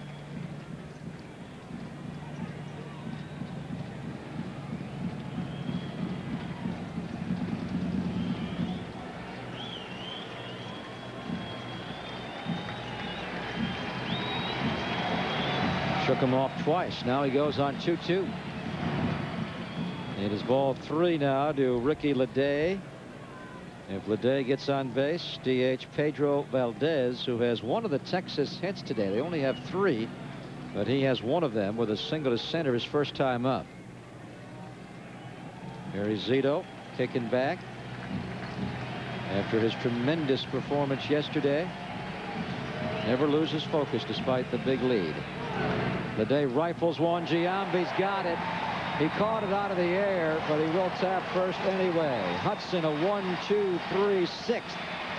And we'll come back in the bottom of the inning. Randy Velarde will lead it off, followed by Jason Giambi. You can't start counting outs until the A's get a run, and they don't have one yet.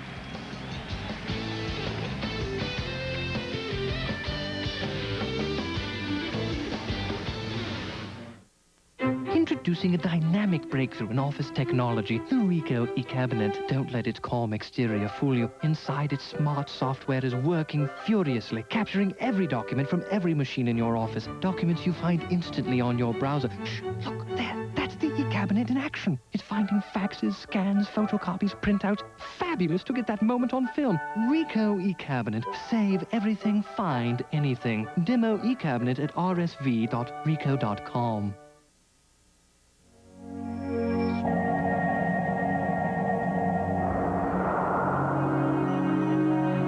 British Airways introduces a revolutionary view of business travel.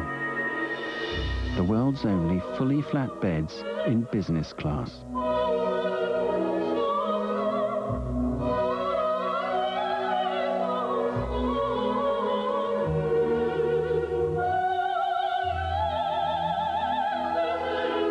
The definition of far is remote in time and space. The definition of farther is the 2000 Isuzu Trooper, with a larger fuel tank than Chevy Blazer and more horsepower than Ford Explorer XLT. Plus, get $2,500 cash back or 0% APR financing. And Trooper redefines value with America's longest powertrain limited warranty. How does Isuzu compare to the competition? Isuzu goes farther. See your Greater Bay Isuzu dealers. Final Sunday in the National League, brought to you by British Airways, the world's favorite airline. The Mets get a victory, 3-2, scoring the winning run on an air in the 13th. Atlanta loses, so they lose home field. St. Louis will host the first two games. Giants will be hosting the Mets as they are losing 4-3. Randy Johnson trying to become a 20-game winner. Dodgers in San Diego. Philly in Florida. Last game ever at Three Rivers Stadium today. Mark Grace, 3 RBIs in that one. And Milwaukee, Houston later on. And it's St. Louis with the victory, Atlanta with the loss. So St. Louis will be hosting that first round series at Busch against the Atlanta Braves. Game 1 will be on Tuesday, 10 a.m. our time. The other series in the National League, of course, the Giants will be hosting the Mets. And game 1 will be on Wednesday, 5 o'clock our time. The American League, well, we don't quite know yet, do we? That's why we're here. Really, New York is sitting back, whether in Baltimore or back to New York. They don't know where they're going. Probably home for now, huh? Short trip to New York. Yeah, Cleveland, of course, sitting and waiting. Only the Chicago White Sox are waiting for a team that they're going to play. Well, how would you like to be a traveling secretary right now? Mickey Morabito, the A's traveling secretary, has without question the worst job in the world right now. But handles it better than anybody. I mean, he has done a remarkable job. Give out the itinerary yesterday. He's got it all planned. He would prefer, ideally, for the luggage to be returned to the cars of the Athletics. This one may have been high here, Ray, but it's 2-2. His strike zone has gotten a little bit higher as the game has progressed. Whoa. Ryan Runge. Big call. Would have been 3-1 to Velarde with Giambi on deck. Now it's 2-2. Here's a big curveball that goes full. And Mickey has rooming lists in Tampa, New York, Chicago, Seattle. They don't know where they're going.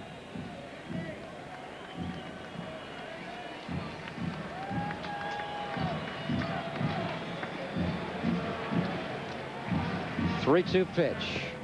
Velarde is out. He is out at the plate on a swing, says Ryan Runge. So Velarde strikes out to begin the 6th. But I was just thinking, normally you throw a 3-1 curveball and miss. You got to come back with a fastball. But Ryan Glenn comes back with an identical pitch. Over the top, the curveball. It's a ball, but Velarde geared up a little bit too much for the fastball and committed too much on the breaking ball. She still loves him, but he's out number 1. But that call on 2-1 was big. Turned the whole at bat around.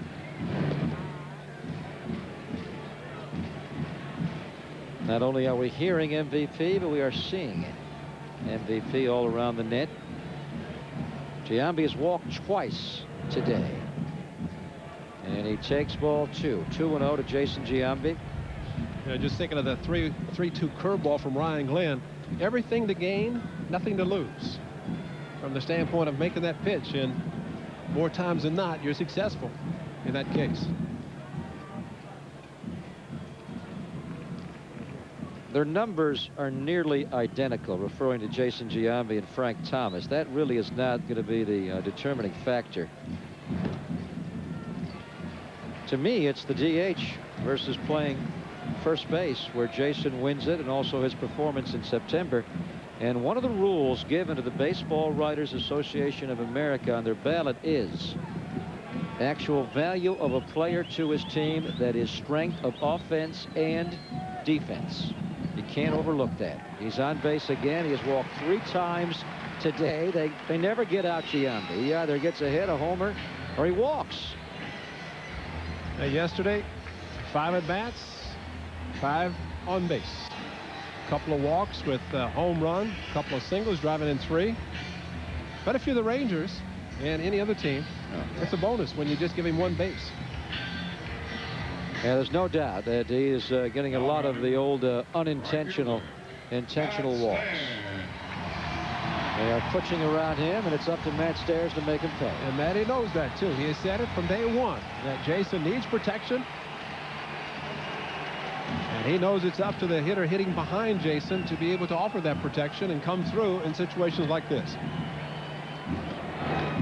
Matt Stairs swings the first one, fouls it. Mike Lamb's going to have a play, though, and Matt Stairs is out on 1 pitch. 2 outs. Again, a fastball in, popped him up to shortstop Clayton in his last at bat. And Ryan Glenn is doing a job getting inside to the left-handers today. Just could not get through it, looked for it, and just could not handle it. You can see his pleasure, but credit the pitcher for making the pitch. Now it's Tejada. Miguel singled to left and popped to short. The A's only have 3 hits today, and Miggy has 1 of them. Just 3 hits off of Ryan Glenn. 3 after 24 yesterday. And there's no need to scoreboard watch now. Cleveland already has won. The Seattle game is largely meaningless at this stage. All that matters is right here, and the A's have got to win this game. 1 ball and 1 strike to Tejada. Oakland A's, one of the best offensive teams we have ever seen in their 33-year history. In fact, despite the .270 overall average, they have scored an Oakland A's record 944 runs.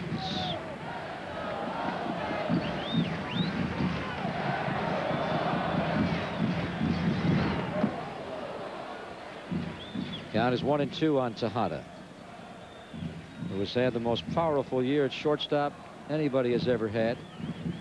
And he was all over this one. When you see a guy foul one straight back, Ray, you know he's close. A little extra on a fastball from Ryan Glenn. Just missed. Giambi being held by Rafael Palmeiro. With 2 outs, he'll be running on the crack of the bat. Pitch is up. 2-2. Well, Glenn wants to get Tejada here. Otherwise, the A's can start Giambi on a 3-2 pitch. And more importantly, get him in a scoring position. Going to give Ben Grieve an opportunity as a left-handed hitter.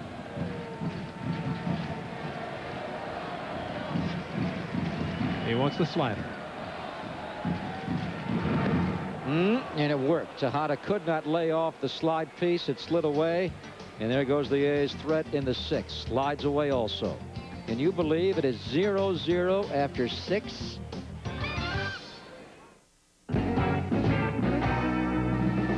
If you missed a shot at the year-end clearance, your Toyota dealer's got great news.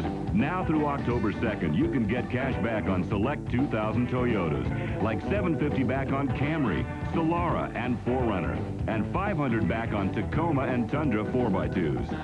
The Toyota you've been waiting for with the deal you thought you missed. But hurry, because second chances like this only happen once. So see your Toyota dealer today. What I really love about being in Italy is getting away from the office, taking my mind off work. Jack! Jack! Dude, you open a restaurant here? I'm on vacation. Oh, bummer. Because all they got here is Italian food. We're jonesing for something different. Yeah, like that chicken fajita pita. All that tasty chicken, lettuce, tomato, and cheese, and a soft warm pita. Yeah, that's a good one. So you got one on you? I have a job. The NBA returns to the South Bay and San Jose Arena Friday, October the 13th at 7:30 when the Golden State Warriors tip off against the high-flying Portland Trailblazers in exciting preseason action. The Warriors are powered by smooth Larry Hughes, high-scoring forward Antoine Jamison, and the big man in the middle, Eric Dampier. Golden State will have their hands full with last season's Western Conference finalists. Get your tickets now at the Arena Ticket Office, Ticketmaster Ticket Centers, or call 408-998-TIXS. Greg Papa, Ray Fosse back at the net. We're joined by Robert Braunstein and also our little friend, Mr. Gator. 0-0 after 6. You're an online user, and about everybody is these days, and you're sick of Post-it notes with scribbled passwords all over your computer screen, and just about everybody is these days. Get Gator. It automatically remembers all your passwords and fills in online forms for you, and they do it free of charge. It's Gator.com. We are 0-0, and we have reached the 7th inning. Pedro Valdez will open it up for the Rangers. He's singled to center his first time up, then flied out to left. He is one of the 3 hits allowed by Tim Hudson. A near line score today. A's nothing on 3, and likewise for Texas. First one inside for a ball to Valdez. He'll be followed by Mike Lamb and Scott Sheldon. Batters 6, 7, and 8. For Texas.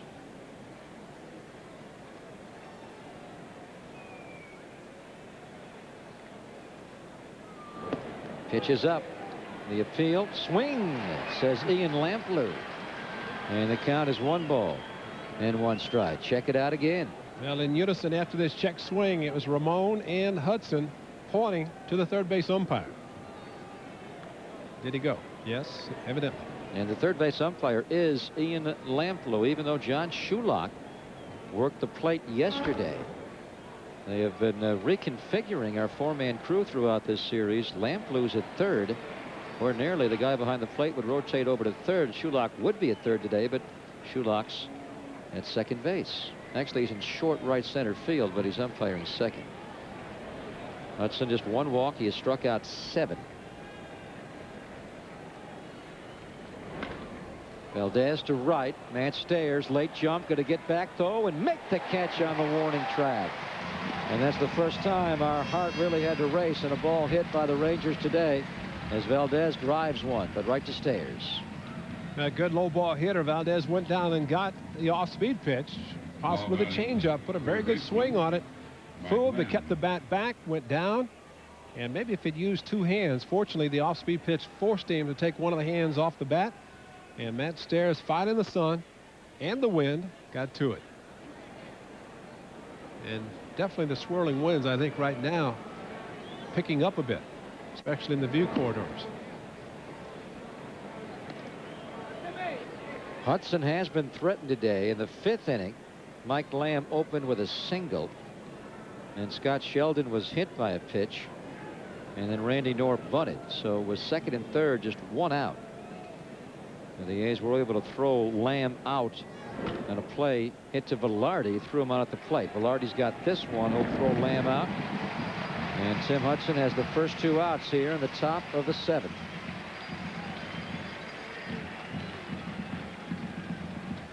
The batter, second baseman, Scott Sheldon. I think the remainder of this game, we'll see both managers thinking 1 run. Get a guy on base. You might see bunting. Who knows what you might see, but Important thing right now is to get a run on the board. You know, the A's would like to see him pitch here on Tuesday. Kevin Apier would pitch Game 2 of the division series against Andy Pettitte and the Yankees. If the A's win this game, they will be home for the first round. If they lose this game, it sets off a wild domino effect. And the point is they'd have to go to Tampa Bay immediately after this game and play tomorrow night in Tampa, 6 o'clock Eastern time and 3 o'clock Pacific time. And the one thing they probably would not have is this crowd. I mean, no, I just they're not going to fit on the Charter, Ray. You can't put 50,000 on that plane, can you? And I don't know if it'd be 50,000 in that Bay Area, Tampa, St. Pete area that would be wanting to come out and watch that game either. So take advantage of the fan base here today. No, I think only one Bay Area has baseball fever. And it's the West Coast version, not the West Coast of Florida version, but our West Coast. That's a good point. We'll worry about that later. Right now, it's a 1-2 pitch coming to Scott Sheldon. Tim Hudson looking for an 8th strikeout. He just wants a 1-2-3 7th inning. Time called as Sheldon backs out. Hudson hit Sheldon last time they met. Hit him in the front shoulder. First time up, he struck him out looking. And now Ramon Hernandez will come out.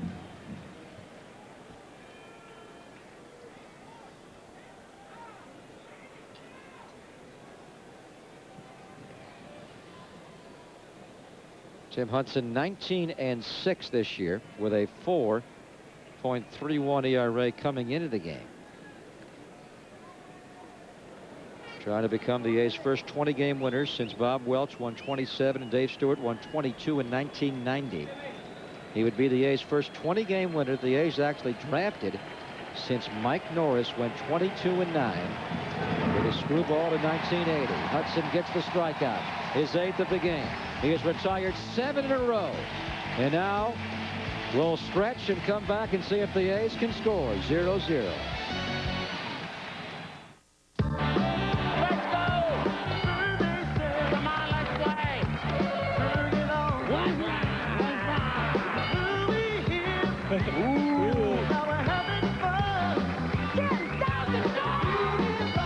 I'd like to give away lots of money.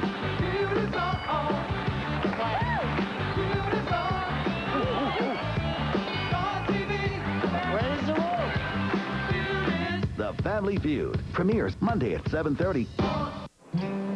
We're all fully coached today, but it looks like I can upgrade you to a better seat. Oh, great. Have a nice trip, sir. Thanks.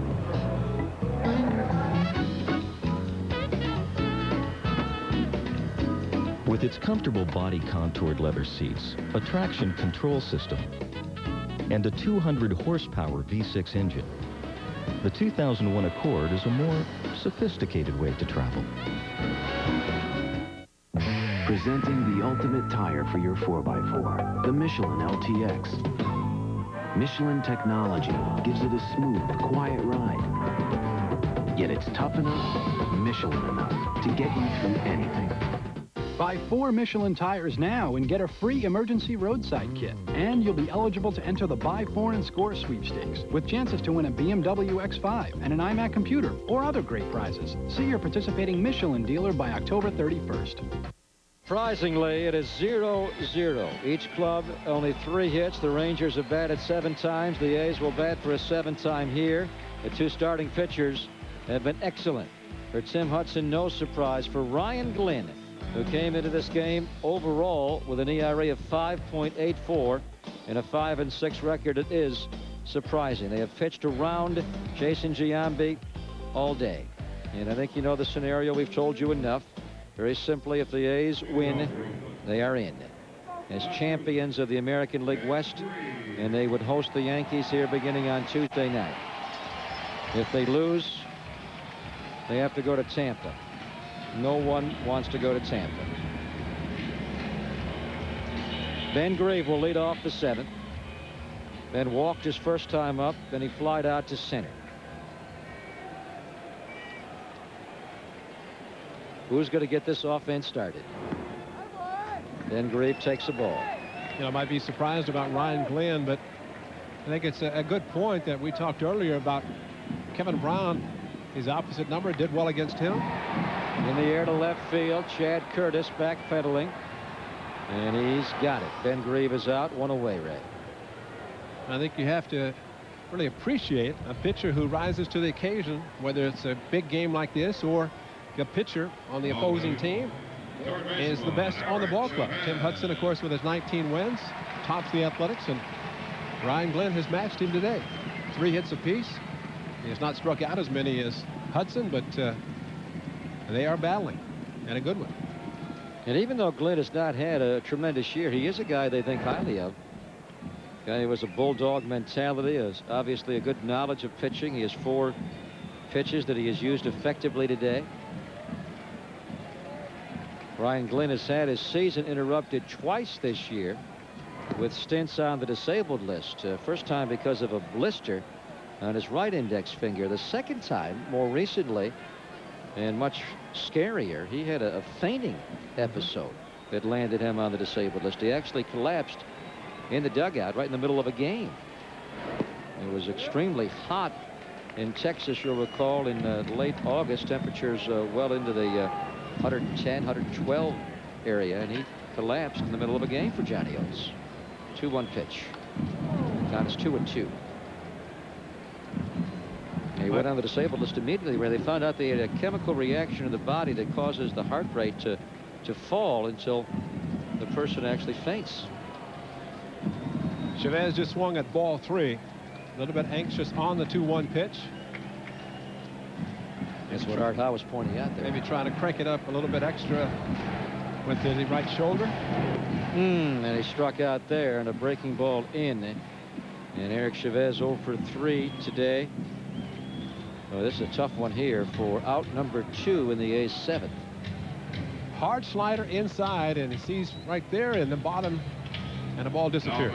Designated hitter, Jeremy. That's been his best pitch. He has a very good slider, Ryan Glenn, that he has used effectively. Here's Jeremy Giambi. The A's are in search of a hero. Ball 1.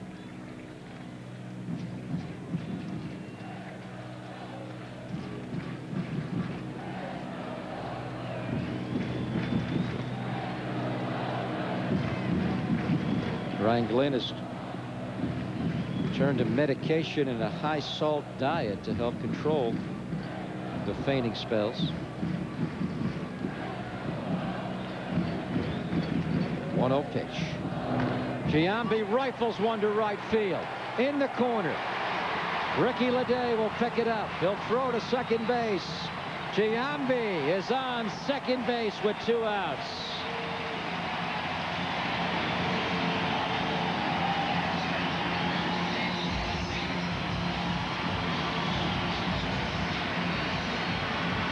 Well, I was just thinking, with the wind blowing, any chance of a ball that might be knocked down, but the way he hit it on the line, no chance with that one. Inside pitch, turned on it, and good low ball hitters, as most left-handers are, and just turned on it. Great swing by Jeremy, and had to hustle because the ball comes back to Ricky Leday quickly. But he's able to make it in easily at second base, or at least safely at second base, without sliding. And now Ramon Hernandez has a shot to bring in the game's first run. With a base hit up the middle to center.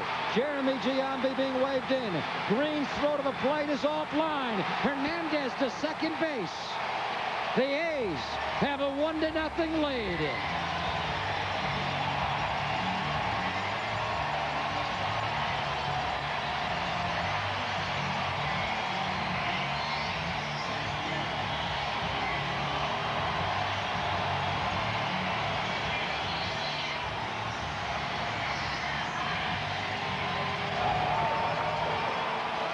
Nothing better than a 2-out rally, and the A's in 2 pitches, a double, and Ramon Hernandez catching his 142nd game, gets the hanging slider right back up the middle. Good throw by Green, but not in enough time, and with the throw getting past Randy Knorr, Ramon Hernandez able to get into second base, where he is in scoring position. And this place has erupted. They've been waiting for something, and they finally got what they've been waiting for. And that forces Johnny Oates to send out Larry Hardy, the acting pitching coach. It also gets Mike Venefro up in the bullpen. The A's have broken through at long last and lead 1-0. Ramon Hernandez running into the outfield. Ron Washington not talking to him as Ramon rounded first. Evidently something happened because he pointed back to the bag. So Wash wanted to make sure that he was all right because that's a huge run at second base.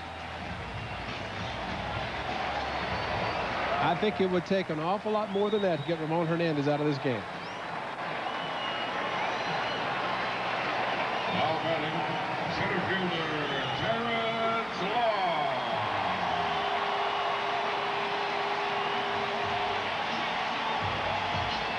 Well, Huddy's got his run. So the A's want more. 1-0. They lead. Big John Jaha returned to the club here, and he is being remembered, the A's all-star rep of last year, number 5, right there with Art Ha. Long up the middle, and Clayton was shading him that way. He will throw out Terrence Long.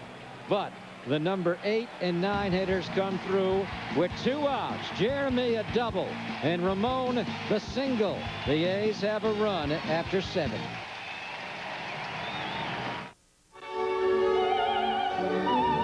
Got a craving for classic rock that rocks? 107.7 The Bone plays 100% classic rock that rocks.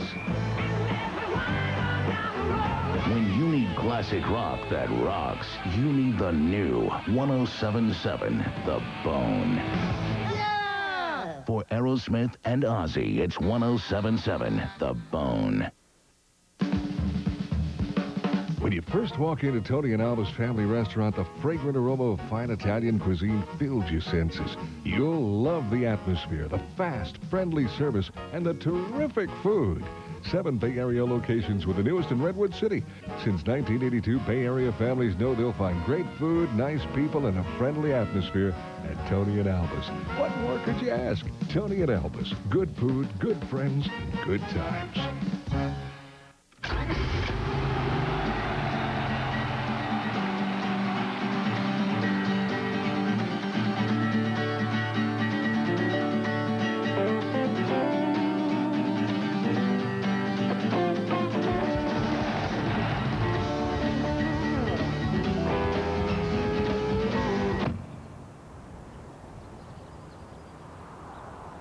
The Acura RL with satellite-linked navigation system. Athletics Baseball is brought to you in part by Ink2Me, essential to the internet. Our last broadcast of the year today. Tomorrow we begin our new lineup here on KICU 36, a whole new lineup beginning at 6 o'clock, home improvement. Then we're Street Smarts at 6:30, Arrest and Trial at 7, and the Family Feud comes your way at 7:30. It all starts tomorrow, October 2, right here on the changing KICU 36. Our line score has changed at last. The A's with an RBI single from Ramon Hernandez. Ruben Sierra is going to pinch hit for Randy Knorr, leading off the 8th inning. Number 28, Ruben Sierra. Last time the Oakland A's went to the postseason, Ruben Sierra was a member of the club after the August 31st trade from Texas involving Canseco. And he's got Sierra, Bobby Witt, and Jeff Russell for Jose. And Ruben played pretty well in that playoff series and also helped the A's with some clutch play in September to get there. And now he returns. Off the bench, hitting for Randy Knorr. Johnny Oates sends up Sierra, and Ruben's down a strike. Ruben 1 for 4 yesterday as the DH. 0 for 5 on Friday night. 0-1 pitch. Tim Hudson with these 2 pitches has thrown 101 on the afternoon. Tim Crabtree is up in the Texas bullpen. Strike 2 as Sierra flails and misses.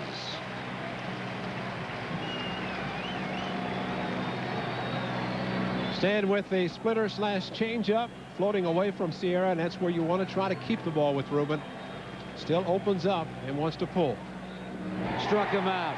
Sierra is out. Hudson has struck out 9 on the afternoon. 1 away in the top of the 8th. The A's, as Hudson picks up his 8th K of the afternoon and his 167th on the year. I say 8 is 9th of the A. 9 strikeouts for Huddy right here. Well, he threw the hard splitter that time and bounced it again. Ramon continuing to do the good job keeping the ball in front of him. The A's are now 5 outs away from the American League West Championship. Strike 1 to Scarborough Green. Hudson struck him out to open the game. He bounced out to Giambi. He reached on a fielder's choice and stole second base, but was left stranded. Count is 1-1 to Green. Hudson's last outing, he threw 111 pitches. The most he has thrown this year, 119.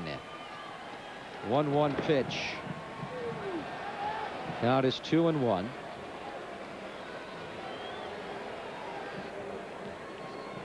Yep, they're getting ready for a little champagne celebration in the A's clubhouse. A live shot as they are protecting the lockers and getting ready for a possible party. 2-2 on Green, and Ray's going to head downstairs later on, and if there is popping of the champagne, Ray will be there to cover it. Ball ran away from Green as a fastball. Good movement on it. Ramon had set up inside. 2-2 pitch. He struck out Scarborough Green. He blew him away. Hudson getting stronger as he approaches the tape. If the A's win, they are champions of the American League West for an 11th time in their 33 years. They will not have to make the long cross-country trek to Tampa to play tomorrow. They would stay right here. They would rest tomorrow, and they would play the New York Yankees or possibly Cleveland. We'll get into that more later on. But Seattle is leading by a score of 3-2. David Bell just hit a solo home run to put the Mariners on top. Seattle leads Anaheim 3-2 in the 7th inning. 1-0 pitch. Count is 2 balls and no strikes. 2-0. Art Howe going to move his defenders along now, moving Eric Chavez off the line a little bit. Eric was tight on the line against Royce Clayton. Hudson struck out Clayton his first time, walked him in the 3rd, and then Clayton bounced out to short in the 5th.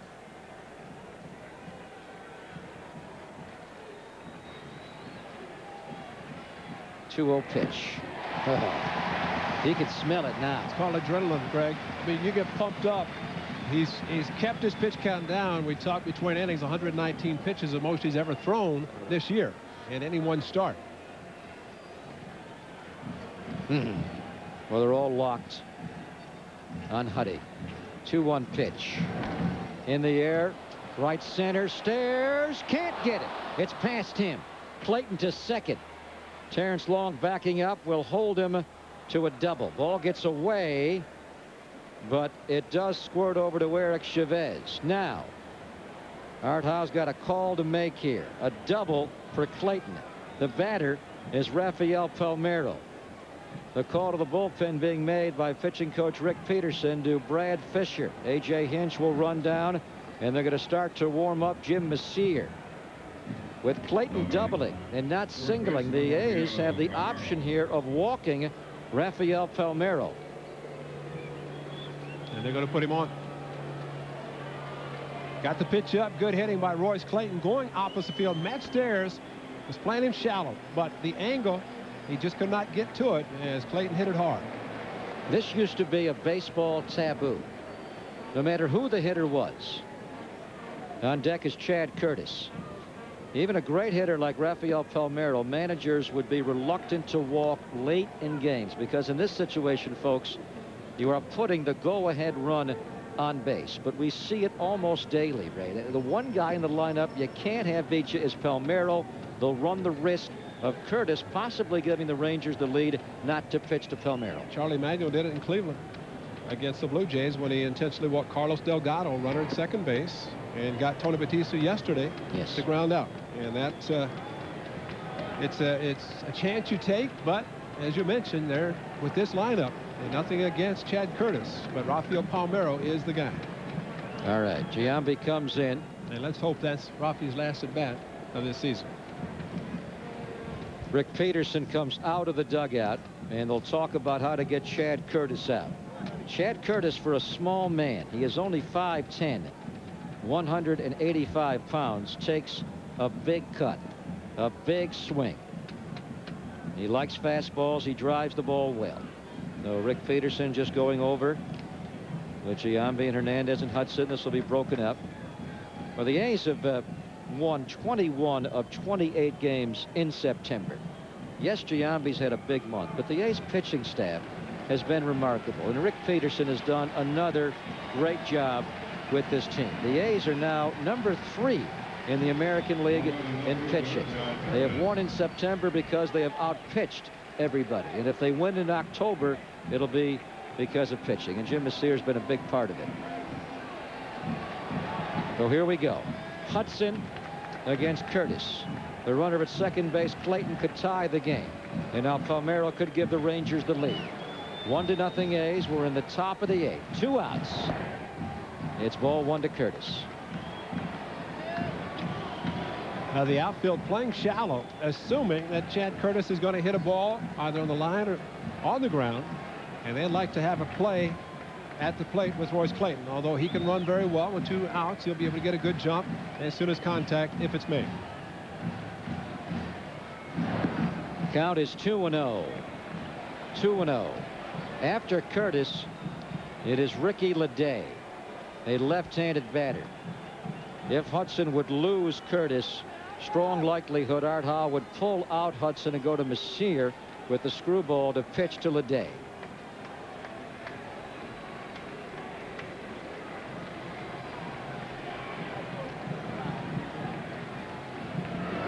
Ball chopped. Tejada's got it to Velarde. Hudson gets out of it again. The Rangers threaten. The Rangers do not score. The A's are 3 outs away from winning the American League West. 1-0 as we go to the bottom of the 8th. Jam on. Wanna leave a party that's full grown. Cool, just stay with me. True comedy, and you will see it'll make you scream. You wanna chill with me? 5 days a week. You gotta get it started, baby. Humping, bumping, got the party jumping. Cat like me, just always into something. Jam on. Jam on with Jamie, 5 days a week. Come on, you want a place that rocks? With Jamie Foxx, gotta get the party started. Premieres Monday at 4:30. Jam on.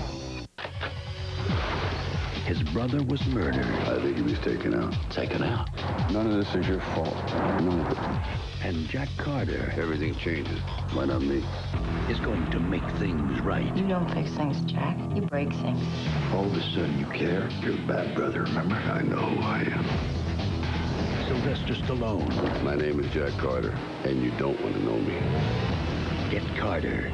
Rated R. Starts Friday at a theater near you. BMW can't promise that you will walk away from an accident like this. No car company can. But we can promise you the car, chosen by the Insurance Institute for Highway Safety to be the best pick in its class when it comes to protecting the driver. And that should have a major impact on your next automobile purchase.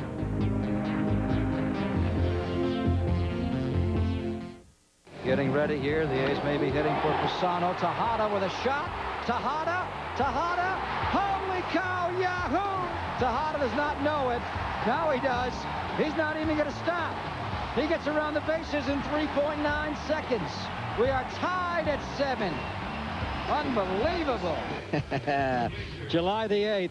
Oakland A's once down 7-2 to the Arizona Diamondbacks. Jeremy Giambi a grand slam.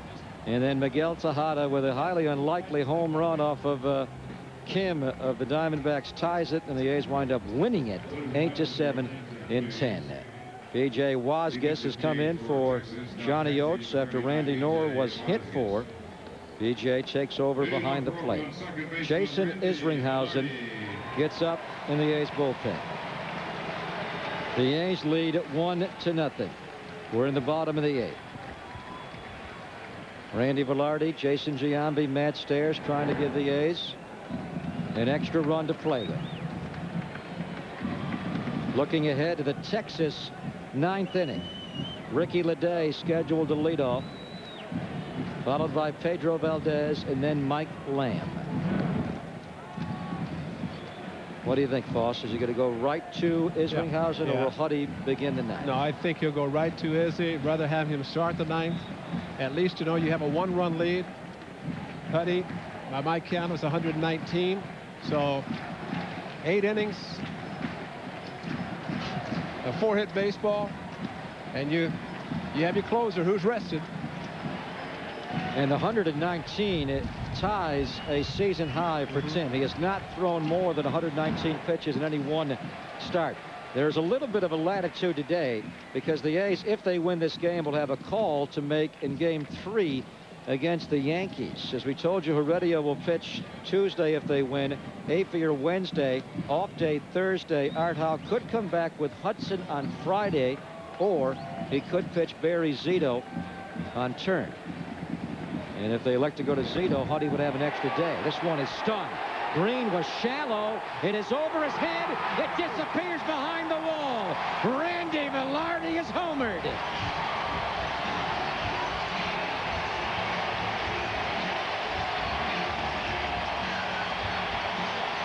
The A's lead 2-0. And the dugout empty. Randy's wife, tears. Tears. The joy. And that will be a tremendous lift for this club. That is called giving 100%. Straight away center field, hanging slider from Ryan Glenn. When you see the center fielder with his back to the infield, you're hoping at least off the wall, but we saw it even more so, a ball over the center field wall. What a huge run. 2-0. That run is huge. And that's the knockout punch. Ryan Glenn has been knocked out by Randy Velarde's 12th home run of the year. And Mike Venefro is in to pitch for the Texas Rangers against Jason Giambi. And I'll say one thing, Ryan Glenn has nothing to be ashamed of. That was an outstanding performance.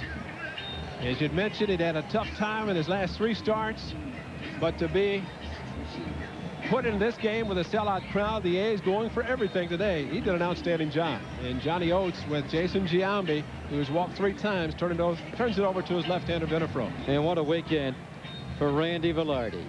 Incredible. The guy was 0 for 7 on Thursday in the 4-hour, 42-minute, 14th inning marathon. 0 for 7. And he had the big hits and plays on Friday to win the game 7-5. He homered yesterday, and he homers again today. And now updating our Gator.com line score. The A's still batting here in the bottom of the 8th. Have added a tremendously important second run, which will make Jason Isringhausen's job a lot easier in the 9th. Ray, he hit it out to dead center field. Randy said, you know, one thing, I will give 100%. Another pump of the fist there. And he also said maybe he has not driven in as many runs as he had hoped, but nothing better than driving yourself in with an 11th home run. Of course, the big one he hit also is off Billy Koch, when he hit the home run, a 2-run shot to win a ball game against the Blue Jays in extra innings. Jason Giambi, as expected, will face the left-hander, Mike Venefro. Venefro's had a good year out of the Texas bullpen. With the Rangers going to a left-hander now, Art Howe has moved Olmedo Signs on deck. Olmedo will follow Jason Giambi here. He will hit for Matt Stairs. Giambi lifts one left center. Scarborough Green is there. And the Rangers center fielder gets under it and makes the catch. 1 away. Here comes Signs. And we might see Crabtree. Johnny Oates had been announced. Okay, so he's going to go to the bullpen. I don't believe John Wetland's available. John Wetland has had a back problem. He's not pitched in about a week, so it'll be Tim Crabtree who will come in, and he will face Olmedo Signs when we come back. 2-0 A's, still batting here, 1 out in the bottom of the 8th. I'm ready, ready as anybody can be. I'm ready, ready as anybody can be. Yeah. Are you ready to ask your doctor about Viagra? Get ready. All right. Ask your doctor if a free sample of Viagra is right for you. Well, I'm ready for you. I hope you're ready for me.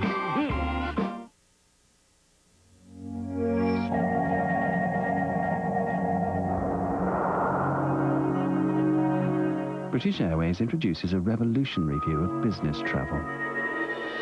The world's only fully flat beds in business class.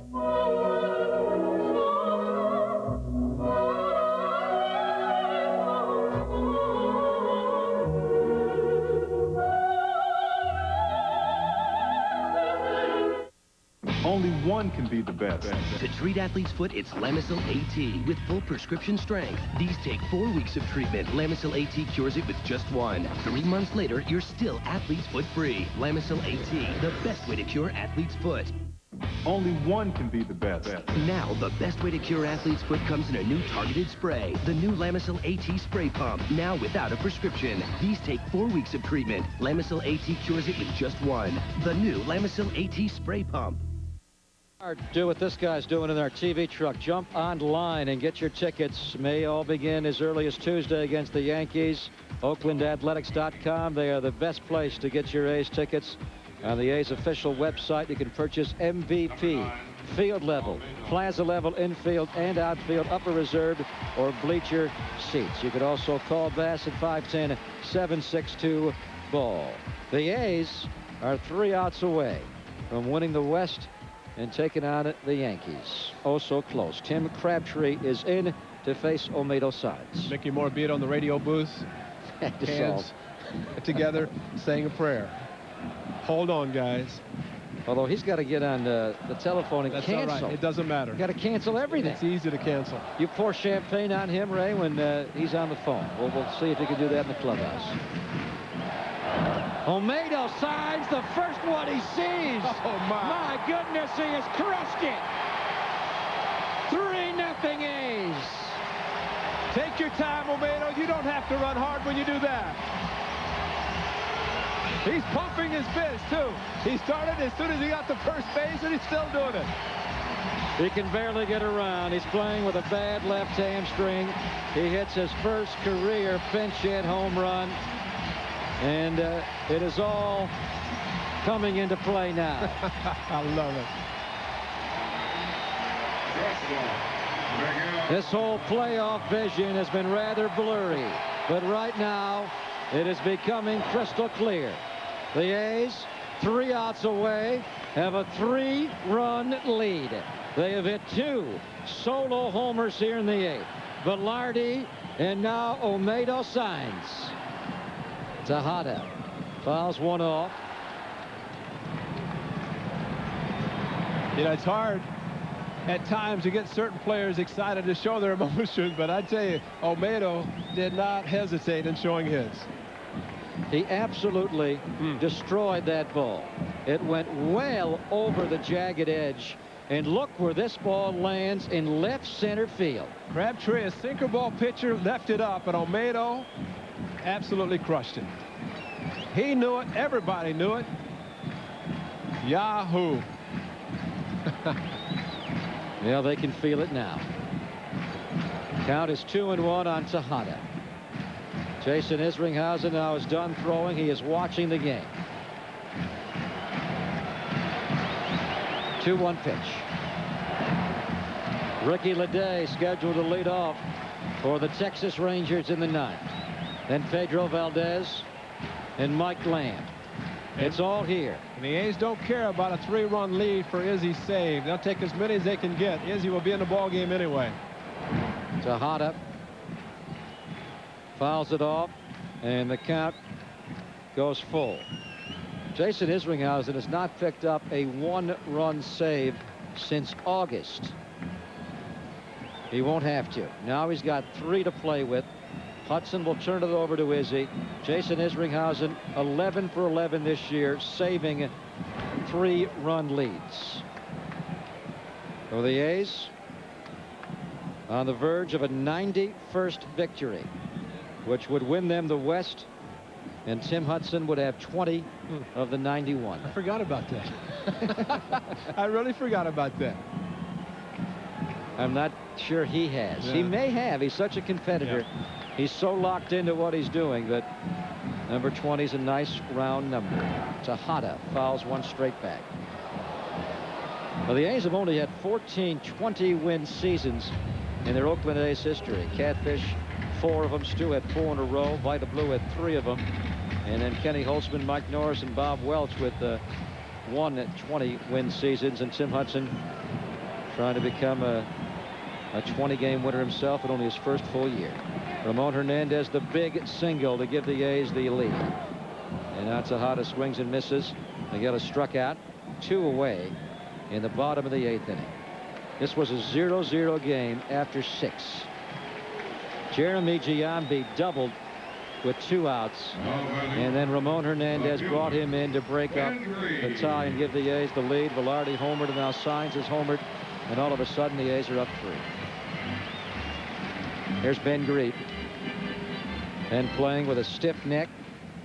Walked his first time up, fly to center, fly to left. He would like this to be his last at-bat of the year. More than likely, the A's will make their defensive changes. Regular season. Yeah, regular season.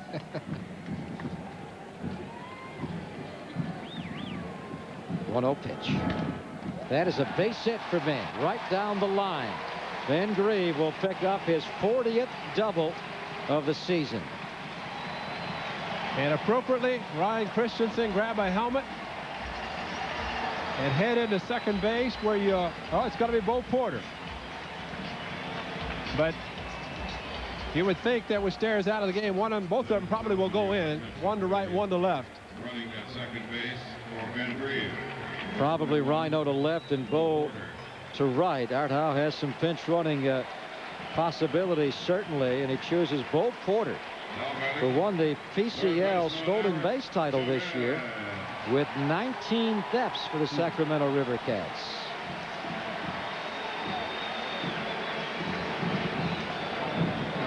Eric Chavez pops one. Scarborough Green coming over to left center.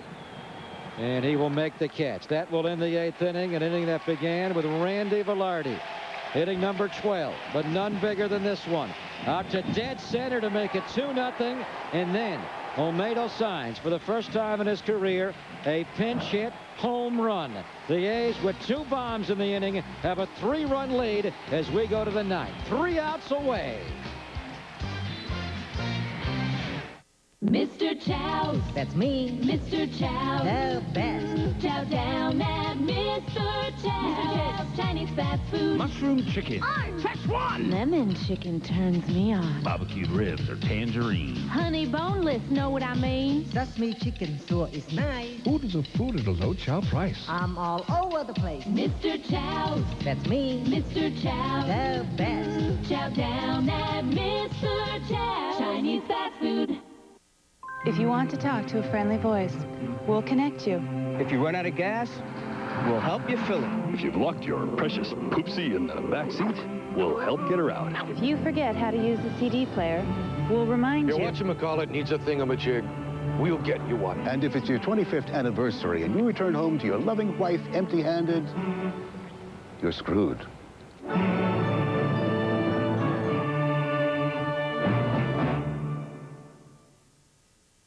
Presenting the ultimate tire for your 4x4, the Michelin LTX. Michelin technology gives it a smooth, quiet ride. Yet it's tough enough, Michelin enough to get you through anything. Buy 4 Michelin tires now and get a free emergency roadside kit. And you'll be eligible to enter the Buy 4 and Score sweepstakes with chances to win a BMW X5 and an iMac computer or other great prizes. See your participating Michelin dealer by October 31st.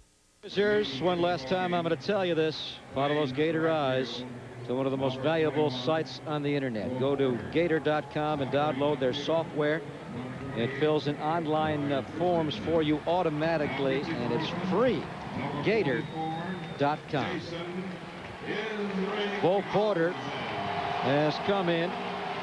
Bo will take over in right field for Matt Stairs, and Ryan Christensen will play in left field for Ben Grieve. For the A's outfield, Ryan Christensen in left, Terrence Long in center, and Bo Porter in right. And on the mound, looking for his 33rd save of the year, and the division clincher is Jason Isringhausen.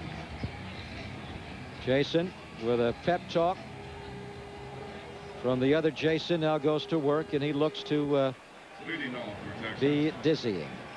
Ricky Leday will be his first assignment. What a moment for Izzy. And he goes right to work on Leday. The former Met trying to finish off the former Yankee.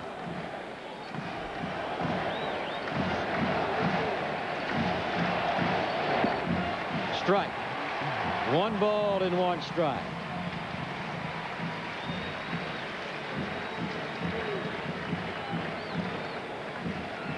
Izzy, of course, wants to establish a fastball with the 3-run lead. He can do that. And maybe not necessarily have to throw the curveball so early because of the luxury of the extra runs.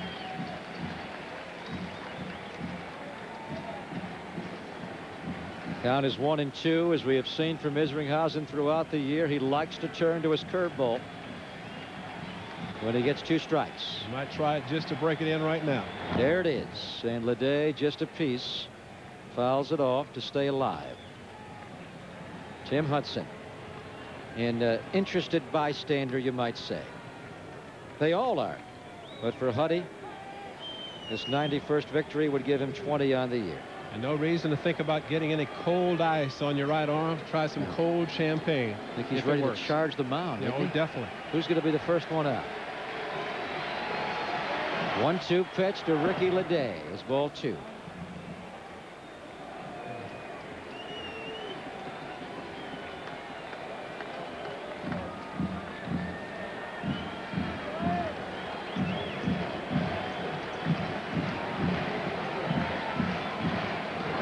Ricky Leday to right field. Bo Porter in the corner is going to have a play, and the A's are 2 outs away. Well, that's a good 95-mile-an-hour fastball. Just ate him up inside. Could not completely extend his hands.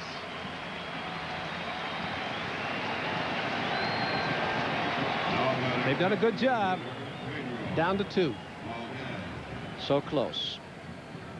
So close. If you get these last 2 outs, he more than likely is your American League most valuable player.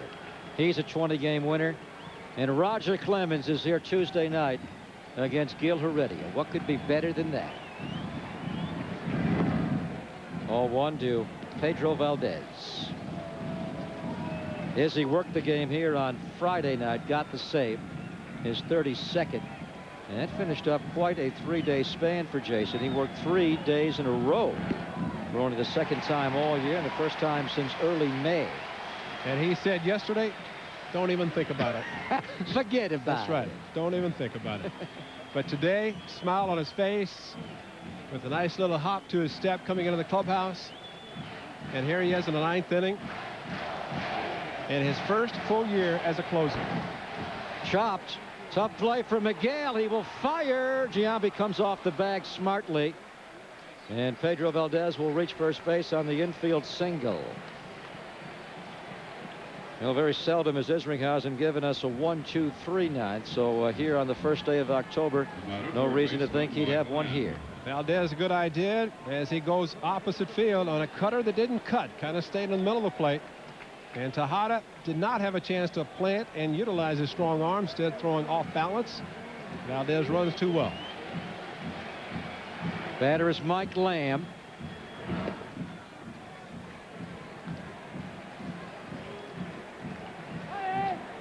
$45,000 here today. 45,606.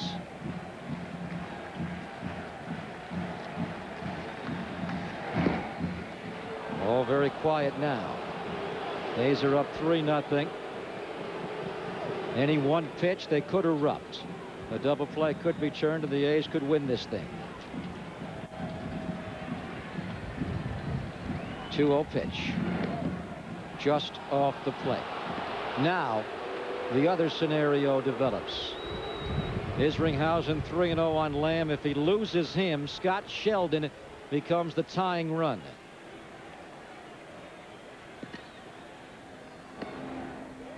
There's a strike. Lamb will look back to the plate umpire, Brian Runge. And he got the call. Now Ramon Hernandez also turns back. Yeah, because Lamb probably said something, and Ramon said, don't listen to it.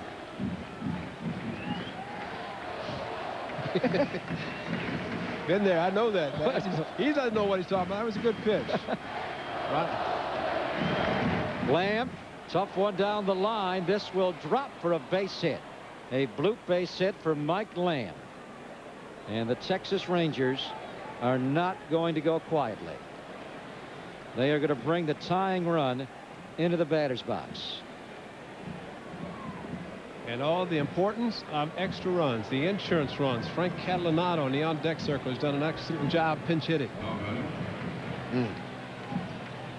One more former Oakland A to get by.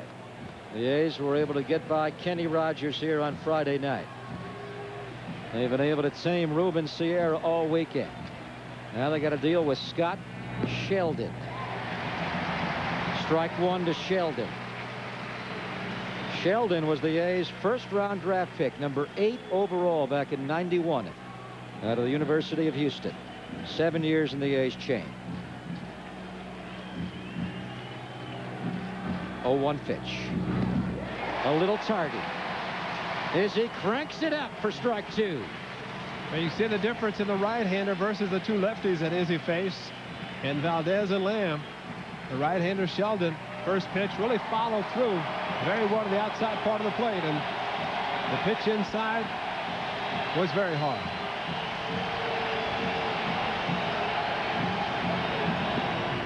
Count is 2-2 now. Catalanato is a dangerous hitter. He has not been available all weekend. He was hit by a pitch, but he has moved on deck for Johnny Oates.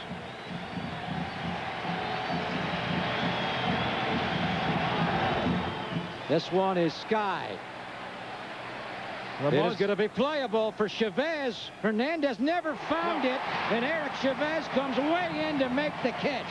Ramon Hernandez never saw the ball. He was looking, and Eric Chavez bailed him out. He was looking for help as soon as the ball went up. I think Ramon turned and looked right into the sun, and he kept looking for Eric, and fortunately the ball was hit high enough. Chavez, look at him. He's looking, where's Ramon? And then reaches back and makes the catch. Oh, it almost came back too much, but he got a little airborne there. And now the Oakland A's are 1 out away. Frank Catalanato, a solid hitter. He has tapered off here the last couple of months, but Catalanato can swing the bat.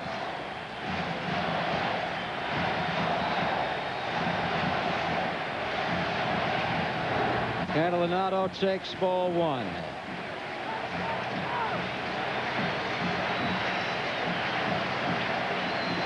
He's got 10 bombs this year.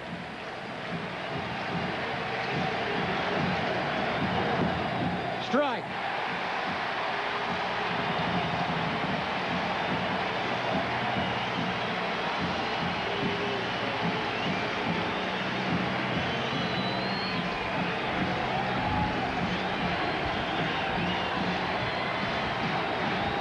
Isringhausen will step off now. Pedro Valdez, the runner at second base.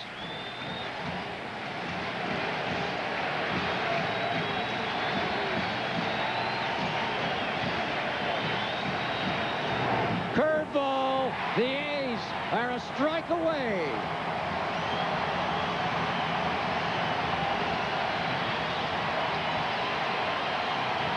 They are ready to bust it open.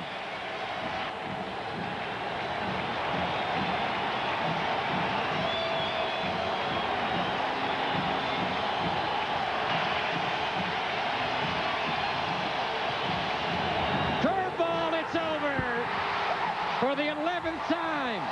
And the first time since '92, the Oakland A's are champions of the American League West.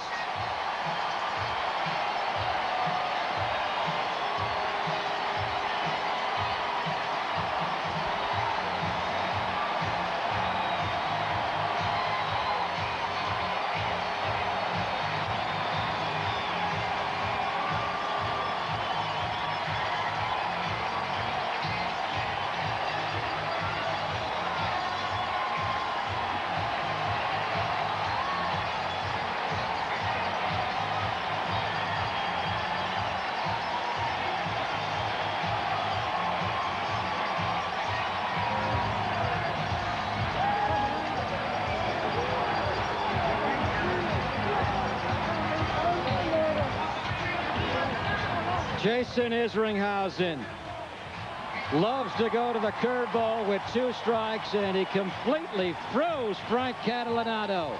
Got the call from Brian Runge, and it's over. Led by Tim Hudson, a 20-game winner out of the dugout, and Jason Giambi, your likely American League most valuable player. The A's can finally let loose. They will play on Tuesday night against the New York Yankees in Game 1 of the American League Division Series. The A's have won 91 games, and 91 is what they need. They have won the American League West. The Giambi brothers have given us a tremendous story throughout the year 2000, and they give us one more. It was Jeremy Giambi's double with 2 outs in the bottom of the 7th that started the uprising. And then Ramon Hernandez brought him in. And that's all Tim Hudson would need. 1 run. The A's would tack on 2 more on the solo homers from Velarde and Saenz. And the A's may break open the champagne right in the middle of the field, as they are still right on the pitching mound, just off the left of it. And they don't appear to be in any hurry. Knowing these guys, they will probably celebrate for a while right here on the mound and let the 45,606 rejoice with them before they head back into the confines of the clubhouse. Art Howe has done it for the first time in his managerial career. He will manage in the postseason. And now the A's are making their way into the dugout.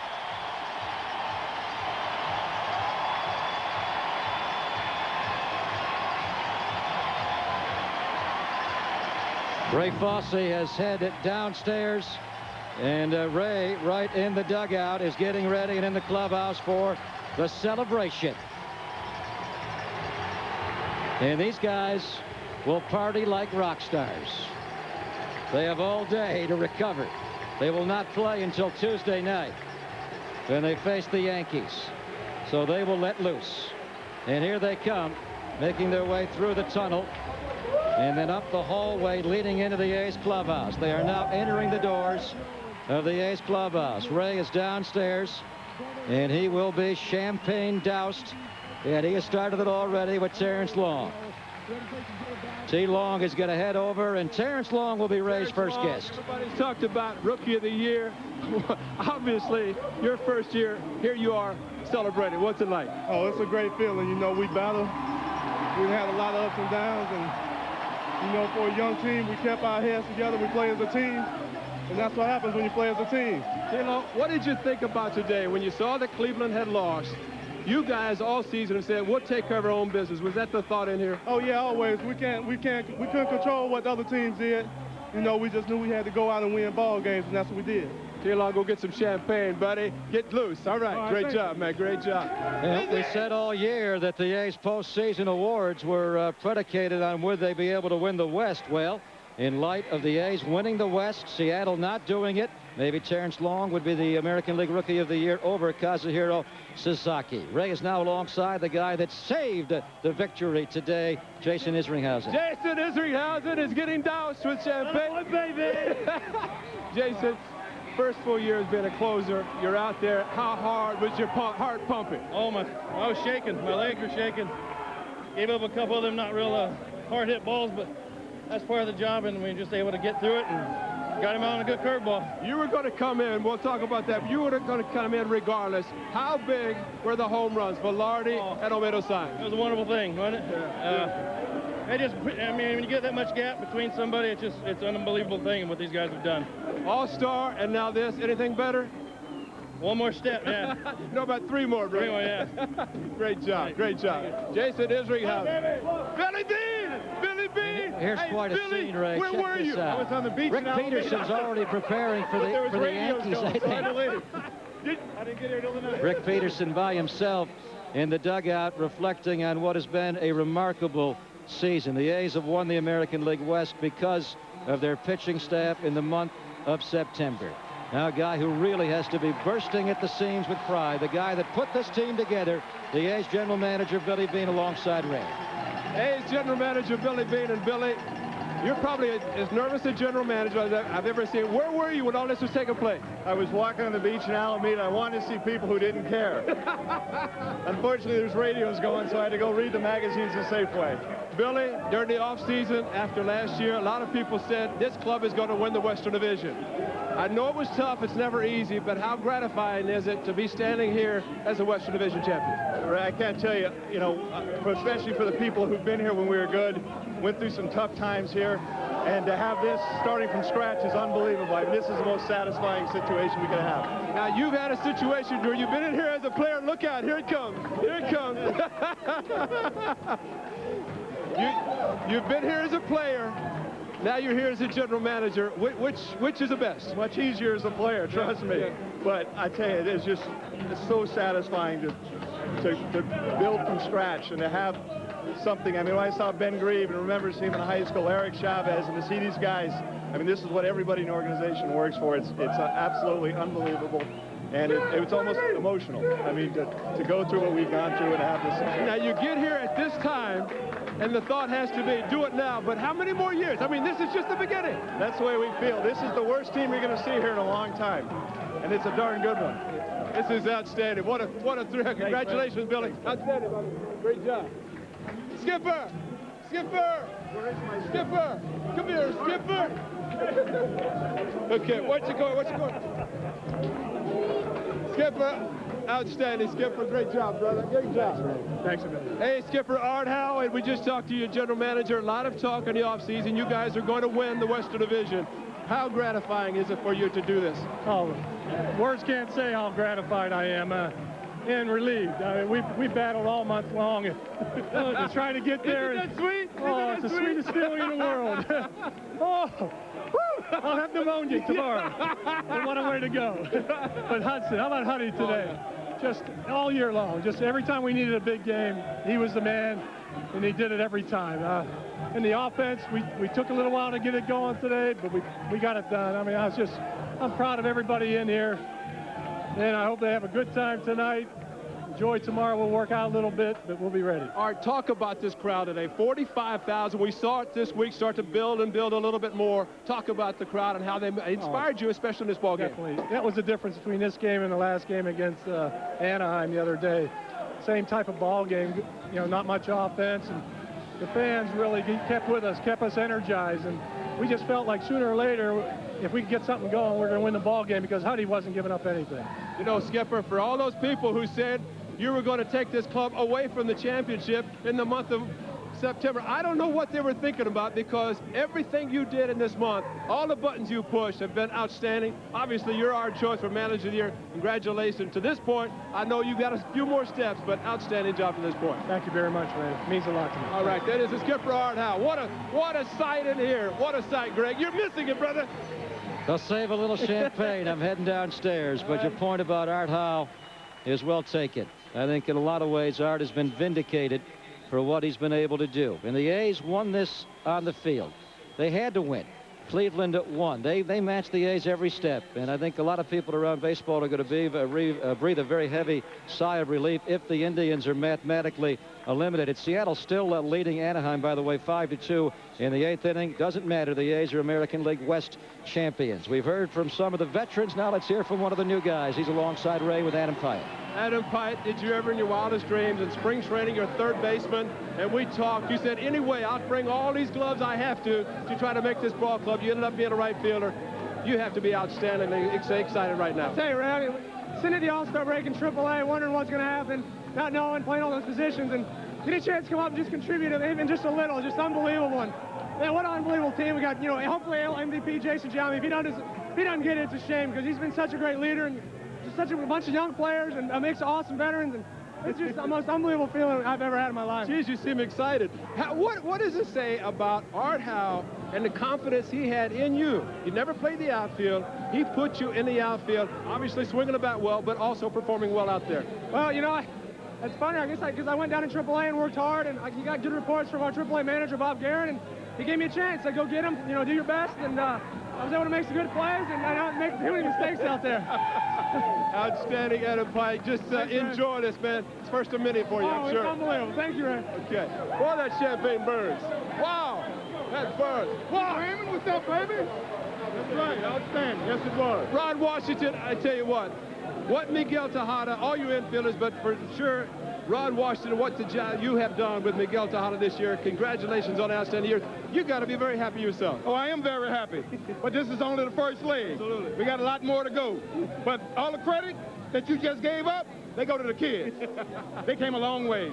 Talk about Miguel Tejada, 30 home runs. We were talking the other day about his defense, how much he has improved to the point that Art Howe has said, when a ball is hit that is important, I want it to hit to Miguel Tejada. What has he seen? What have you seen in him that's given him that right now to where he's the veteran of the small club? Well, hard work, dedication, attitude, effort, commitment, all that good stuff. That's what Miguel is made of. And plus, he's a winner. And it all goes to Miguel because he put in the hard work. And when you work hard, you reap the benefits. And this is part of the benefit, but it's only the first step of where we want to get. So we're looking forward to playing New York, and we're going to see what happens from that point on. And Wash, I know one thing. They talked about maybe you guys a little bit uptight. Baloney. You guys have done an outstanding job. Now you can relax, enjoy this. Well, you got to give that kid that threw for them a little credit. Yeah. I mean, Huddy matched him, he matched Huddy. Huddy matched him, he matched Huddy. But today was, the favorite word today was strength. Yeah. See, people are like teeth. You put them in boiling water and see how strong they get. Well, today was our strongest day, and we got it done. You got it, brother. Great job, Wash. Great job. Rod Washington. All right, Out's looking for more people to talk to. Obviously, we're going to try to hear from Jason Giambi, who is more than likely going to be your American League most valuable player as the Oakland A's have taken it home. And interesting thing is the fans in the ballpark are watching along with you at home, which is a very nice touch here. Over 45,000 were here to watch the A's bring home their 11th Western Division championship, which, by the way, ties the Atlanta Braves for the most in baseball history. And as you watch on KICU 36, a lot of the people here have stayed with us to watch the ceremony inside the locker room. And we're not yet done. We are going to hear from the G-Man, the American League most valuable player, when we come back. So stick around. Have you heard? The Oakland A's are champions of the American League West. Continental Airlines now offers more non-stops between Oakland and New York than any other airline. And from there, we'll connect you to more than 200 destinations in over 40 countries worldwide. Continental Airlines. Work hard, fly right.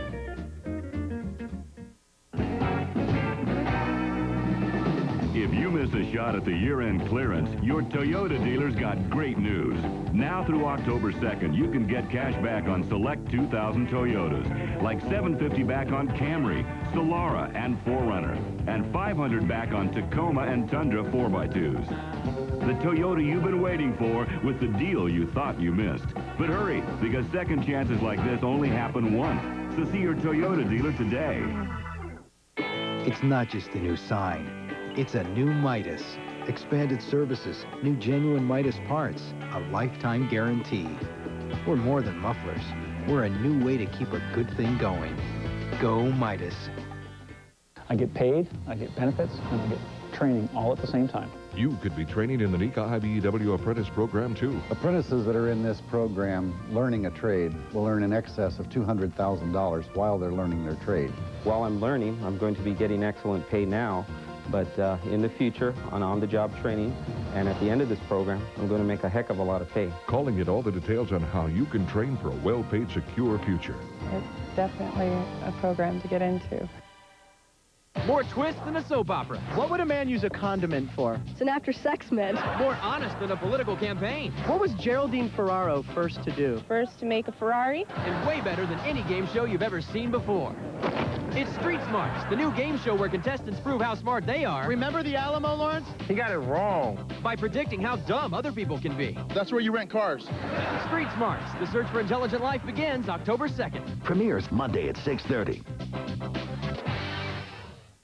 Shutout. Tim Hudson goes the first 8 to become a 20-game winner. Jason Isringhausen gets the last 3 outs to become a guy with 33 saves. And the A's have won the American League West by a score of 3-0.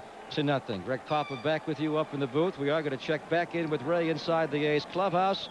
We're hoping to get both Jason Giambi and Tim Hudson, but as you could expect, it is a veritable madhouse down in the clubhouse. In the meantime, we're going to check in with Robert Braunstein. The celebrating is not confined to the clubhouse. That's right, Greg. We're down on the field, and not many fans have left here today. A bunch of them right behind me. Guys, I know you were very nervous before the game was done. It was 0-0. You feeling a little bit better now? No, man, Oakland go all the way to the World Series, man. This is it. Oh. What did you think coming in today? You have a feeling that the A's were going to do it? Definitely, man. This is it. The A's have this is the destiny. This is it, man. You've been here 60 games this year. You glad to see 45,000 people here today? It's about time, actually. You know what, man? There should be 45,000 every game of the year. Screw the Giants, man. I have a feeling that there will be 45,000 from now on. Greg, everybody's sticking around to see the interviews from the locker room, so I'll take it back up to you, and you can send it back down to Ray. Yeah, once we get a little clearance down there. But check this out, folks, for Tuesday night. Will this get you going? 5 o'clock. Gil Heredia against the Rocket Man, Roger Clemens, in Game 1 of the American League Division Series. Roger Clemens did not pitch well down the stretch. The Yankees lost again today. The New York Yankees really struggled, losing 7 in a row in 15 of their last 18. And they will go up against, without question, the hottest team in baseball. The Oakland A's, the month of September, wind up 22-7. And a total of 91 victories. And 20 of those 91 victories belong to the Stinger, Tim Hudson, a 20-game winner, Ray. Tim Hudson, I don't know what to congratulate you more for, the championship, going to Western Division. Watch out, watch out. It's going to get cold, brother. What?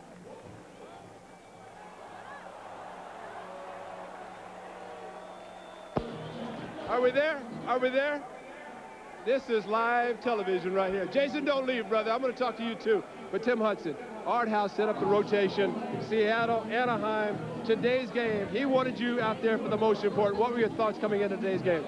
You know, I was, really no different than any other start. You know, I knew it was an important game, but, I just love being out there in those kinds of situations. Just being out there with the playoffs on the line and the guys behind me, they've just been playing so hard all year behind me. And, it's just, it was fun. We knew that Texas wasn't going to roll over. We knew they were going to come in and give us a good game. And, it was tight, the whole game. Their guy was going up there matching zeros. And, I just wasn't going to give in. I was going to go out there and just, not give in. I knew that it was going to be a tight game. And, I knew that we were going to win the West.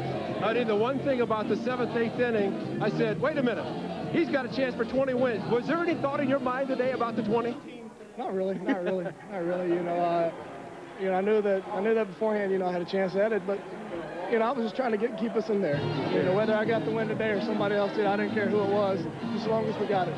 Outstanding job, honey. I know you're very happy for your wife, Kim, because she passed the bar. You were telling me that. I'm sure she'll be out here with you in the playoffs. Congratulations, Joe's outstanding year. Oh, thank you. All right, that is Tim Hudson. All right. Where's Jason? G, man. Wow. Thank you. Shall we start the chant now, brother? MVP, huh? I don't know. I just put the bullets in the gun. They didn't want to pitch to you, Dave. 3 walks, they finally pitched to you. But just talk about the month of September, yourself, but especially this whole ball club. I just want to try to get us to the promised land. And the guys in front of me, Terrence Long, Randy Velarde, been unbelievable all year to give me those opportunities to have that chance. And I don't know. I was in a zone. I didn't want to come out of it. I didn't want to wake up. And I just wanted to get to the postseason so bad. That was most important to me. I was just talking to Billy Bean last off-season. People said you guys could win the Western Division. A lot of talk throughout the season. Seattle played well. What were your thoughts back then, and how the whole season developed to where you are right now? Oh, God. You know, when I came in Las Vegas and we had a team party right before the season started, we came there and we had everybody there, and I stood up and had a toast saying, if we have a chance, we can win this thing. We just got to believe in each other and just play as a team. We have such unbelievable team chemistry and youth here that just give us our chance, let our talent take over. We can do this. And to do what we've done is unbelievable with the young players that we have, to step forward that they have all year long, and to be here toasting champagne after a couple of years and losing 100, almost losing 100 games is storybook. Jason, what about this crowd today? 45,000 all week long chanting MVP. Got a couple of curtain calls. Came out again very strong today to see this whole thing happen. It maybe took a little bit of a while for them to get here, but they finally came out. What do they mean to you guys? Oh, God, to see all those people out there was so nice to have that to our advantage. You know, when most other teams were going to their ballparks and have that as their advantage, and to have that knowing all those people were behind us and just playing off the adrenaline.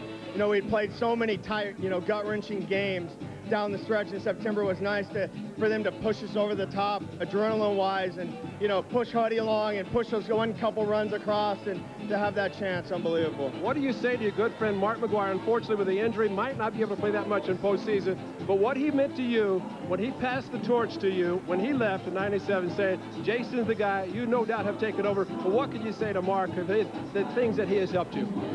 Unbelievable. He always talks about that he wants to manage someday after his career is over, and I guess I'm his first pupil. He'd be an unbelievable manager.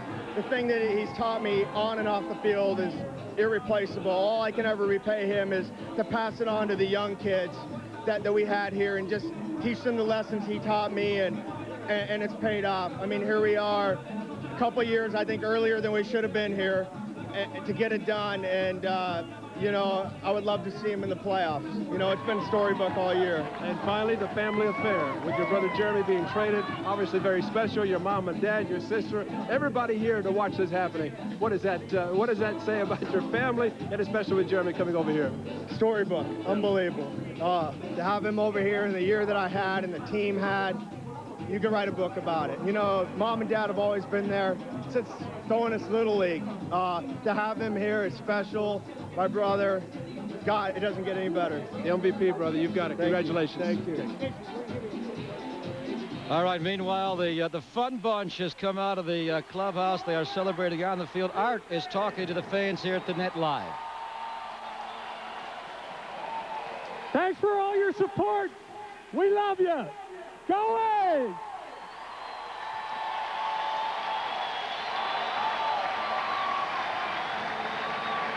What a moment.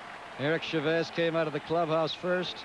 You had to figure the fun bunch that are the Y2K A's, they would not confine this celebration to the clubhouse's walls.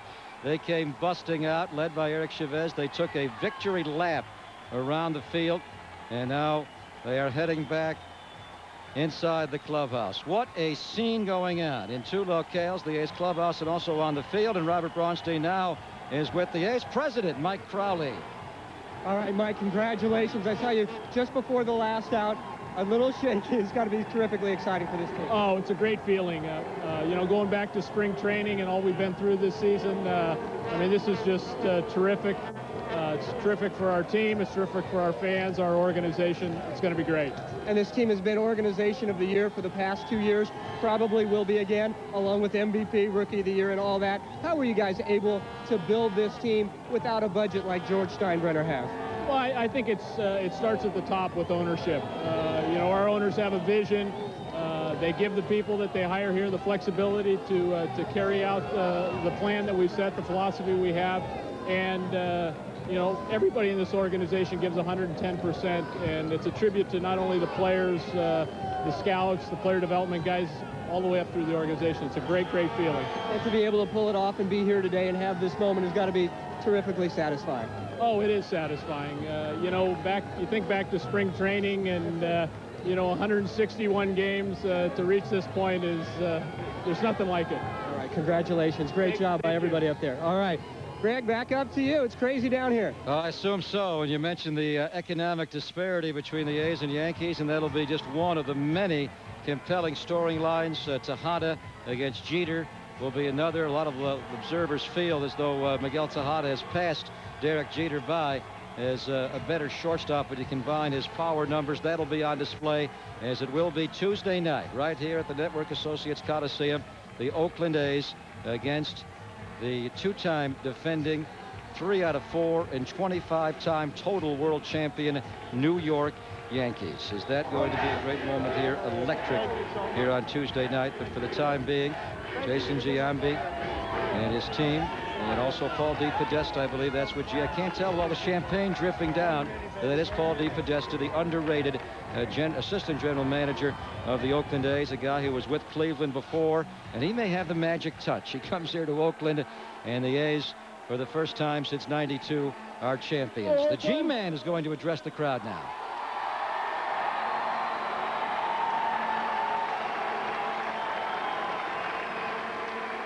I know you guys have waited a long time, and so have we.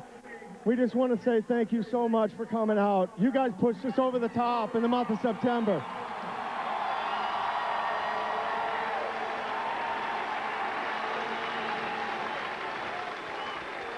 And why not end it like this? With our big boy on the mound, Tim Hudson. Here come the Yankees in the rocket. Why not? Into our house.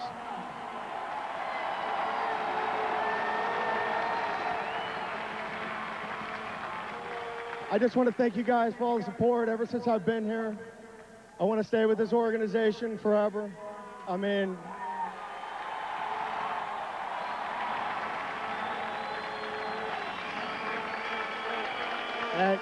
you guys have always been so supportive, even on our down times. Losing 100 a couple years ago, and now ALS champs. Let me pass it off. Mom, Dad, I love you. Thank you for everything. Ronnie, Chenny, for putting up with me the whole year. I love you, baby. Where's Huddy at? Huddy, get in here, big boy.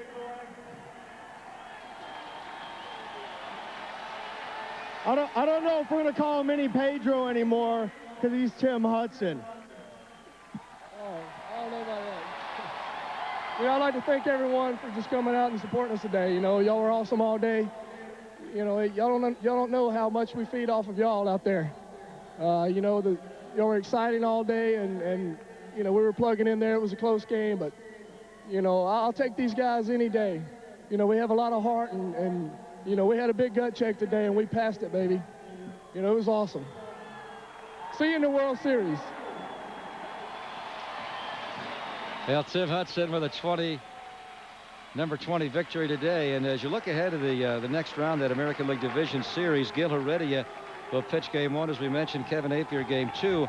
And the A's have a call to make in game 3 on Friday night back in New York, whether they come back with Hudson or go with Barry Zito. They could flip-flop them. But the point is that if the A's are able to knock off the Yankees, and Hudson does pitch game number 3, that would set it up to bring Hudson back for game 1 of the American League Championship Series. We don't want to get too far ahead of ourselves, Ray, but I think it'll be interesting to see who was the favorite going into this series. As we know, the Yankees go in with a 7-game losing streak.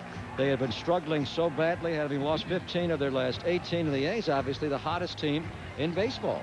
So I think it'll be interesting to see who America will favor going into this next series. We'll continue. We have a whole lot more coming up.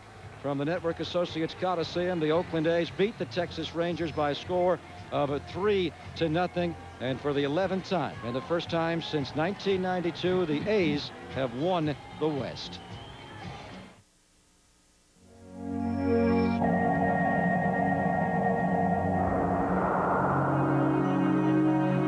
British Airways introduces a revolutionary view of business travel. The world's only fully flat beds in business class.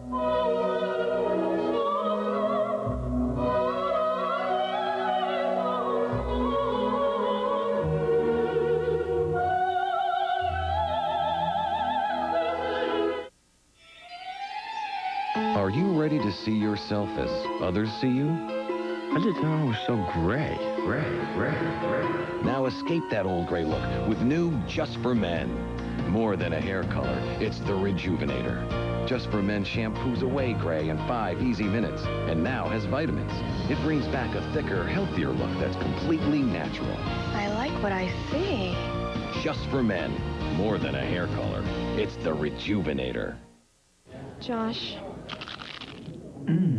I think we should see other people. The best thing for both of us. I can't give you what you need right now. I'm feeling smothered. Introducing the new Cheesy Gordita Crunch from Taco Bell. It's cheesy, it's crunchy, it's spiked with zesty pepper jack sauce. These things don't last forever. Yeah, that's why I bought 2. The new Cheesy Gordita Crunch. Get it at the Bell. Wake up and smell the new reality. The equation is power times speed times imagination times the square root of creativity. In your neighborhood here, it's ground zero. Ground zero. Oh, it looks quiet enough now, but these homes are about to explode. I mean, it is a live wire ripping with information, communication, entertainment, sound, light, music, numbers, facts, friends. Maybe I should move my truck. Yeah. Forget broadband. This is the Megaband fiber optic network from RCN. In the back door for the 2000 A's. They went right in the front door and they went in kicking it down. It was quite a battle today. No score after 6. A's get 1 in the 7th and 2 in the 8th to win it. And we couldn't single out one guy, obviously. So your Carl's Jr. star of the game, the stars of the year, the Y2K Oakland A's, who are once again champions of the American League West. Our Carl's Jr. star of the game. Ray's returned from the clubhouse. He didn't bring me a T-shirt, but he brought me the hat. And you are soaking wet. What a fun place to be. I've been there as a player, and of course in the late 80s, going in there for the 3 consecutive years, all through to the World Series. But there's nothing better, and especially to see the young kids. Adam Pike couldn't stop. I mean, you talk about excited, but these are the times for the guys who've never been there. You know what? It's the whole ball club, with the exception of a handful of guys who've even tasted postseason play. But it's the greatest feeling in the world to know that you're champions, just the beginning, but still, that says it all, champions. And these guys had to fight right to the bitter end. Had they lost this game today, and there's Betty Howe with an embrace for Jason Giambi. Betty has been there every step of the way, as I said earlier, traveling on many of the A's charters. She is the first lady of this club. But, and there's Art now embracing with Jason Giambi, as they did in the clubhouse earlier. They're doing now on the field for everybody to see. But these guys had to battle all the way to the end, Ray. But I got the sense from hearing your conversations that these guys are not satisfied. Even though this is a breakthrough, none of these guys have been here before. I think the way they went into the playoffs now leads them to believe, and why not? There is not a dominant team in all of baseball. I think they're saying all year long has been, why not us? Why can't they win the whole thing? You know, there is such a thing as momentum, and people will say it's great to clinch early so you can set your rotation. However, there's nothing better than to end it the way the A's did it today. Well, they spoke about the emotions busting through. For Art Howe, this is a significant moment. There's no doubt. He has worked a long, long time to get here. Unjustly, he was deprived this moment in Houston, as he was let go after building that team into a champion, which they would later become. And now he and his wife Betty can celebrate, and the tears of joy come flowing down. And Art Howe is a champion.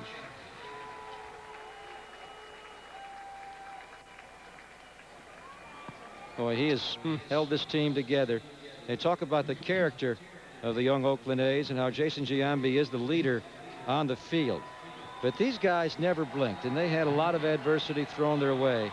But Art Howe, in his always in control, quiet way, and now an embrace there with Steve Schott, the A's owner. He is a remarkable man in a lot of ways. I don't think that the public is able to quite get as close to Art as we are or the players are, but there's no doubt that he is the rock of this team.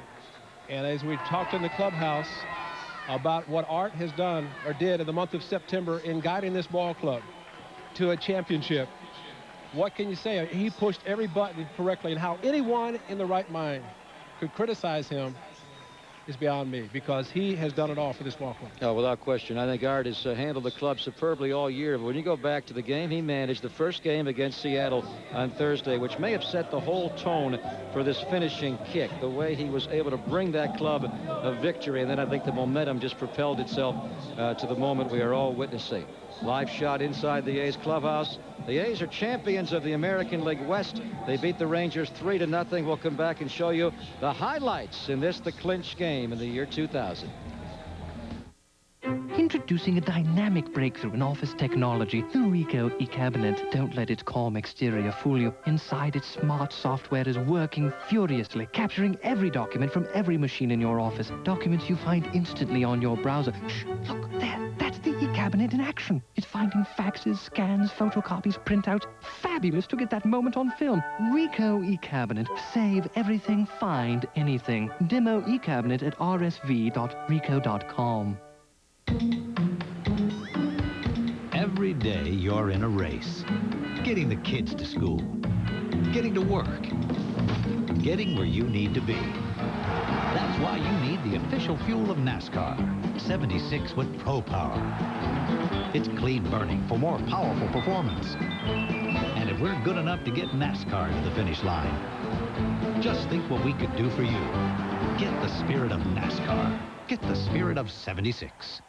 The definition of far is remote in time and space. The definition of farther is the 2000 Isuzu Rodeo, with a larger fuel tank than Chevy Blazer and more horsepower than Ford Explorer XLT. Plus, get up to $2,000 cash back or 0% APR financing. And Rodeo redefines value with America's longest powertrain limited warranty. How does Isuzu compare to the competition? Isuzu goes farther. See your Greater Bay Isuzu dealers. Can you guess which golfer used Bases Inc. to design his highly available clustered environment using Sun Microsystems technology? Hello? Yeah. What? What? Our site's down? Our site's down? No shipments? We're the tech guys. He has more tee times than downtime.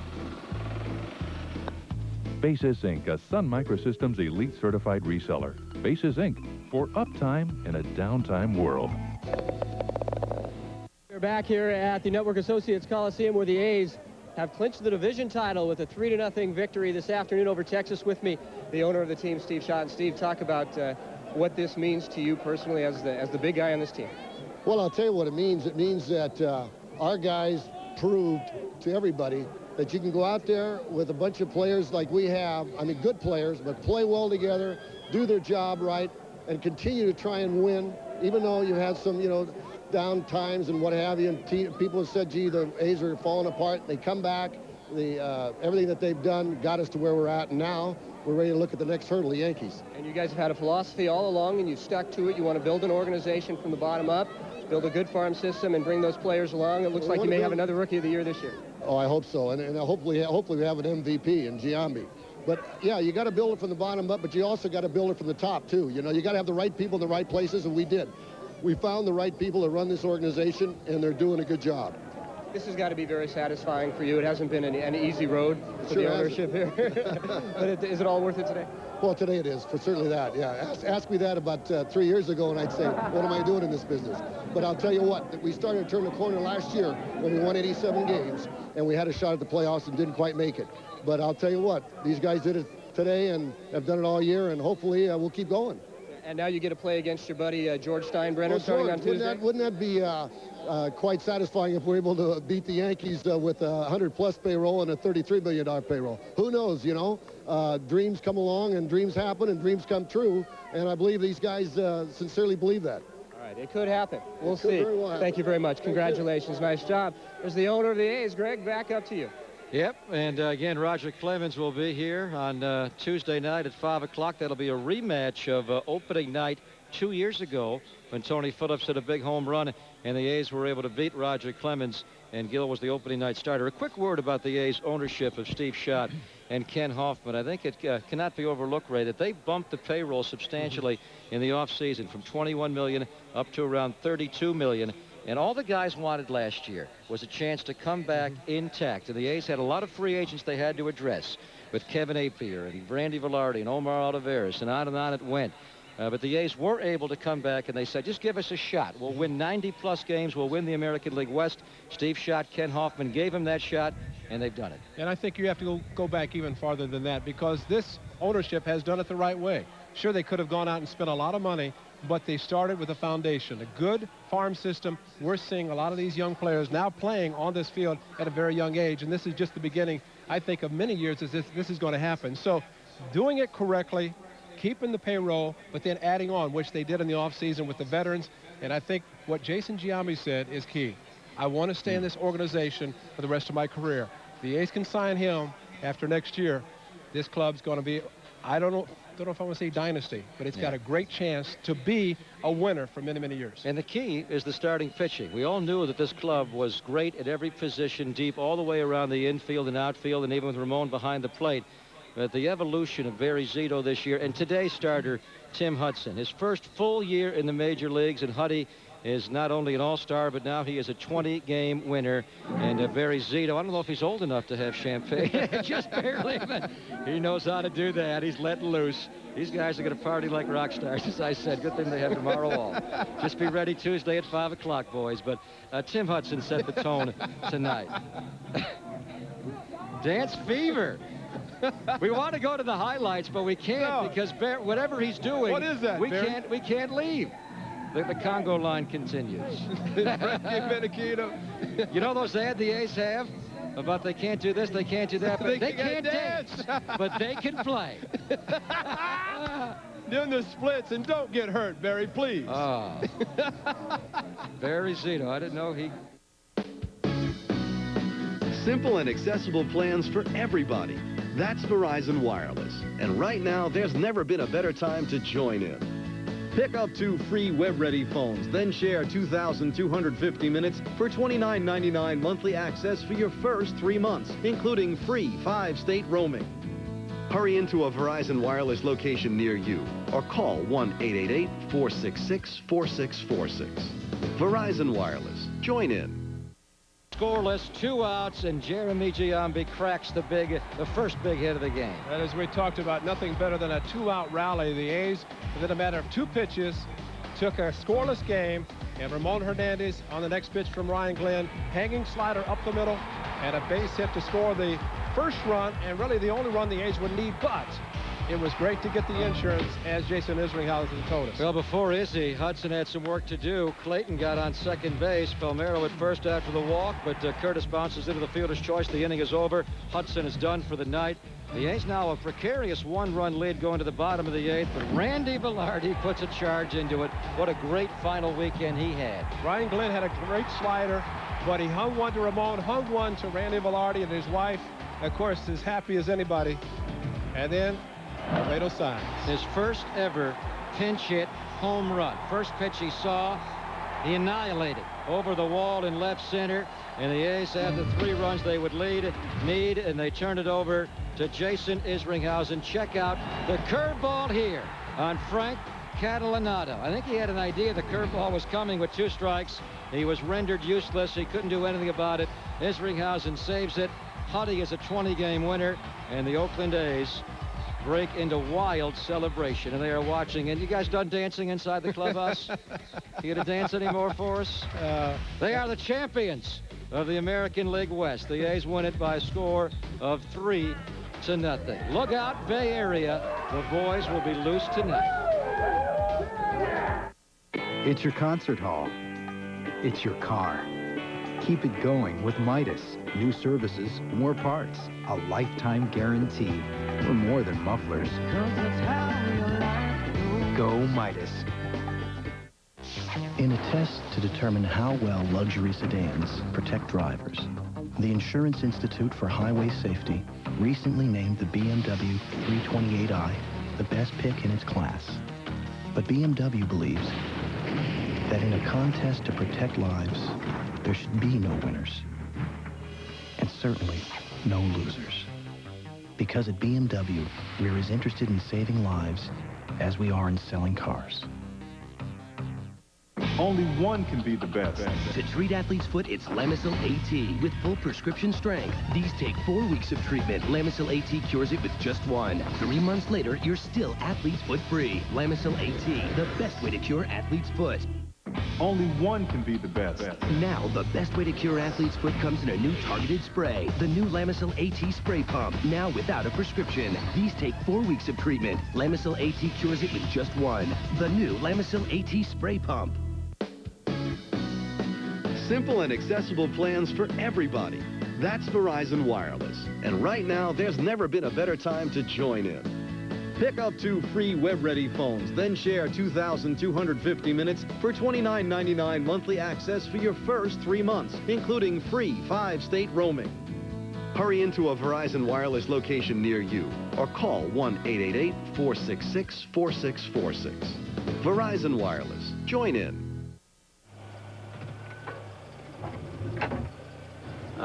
Briefcase.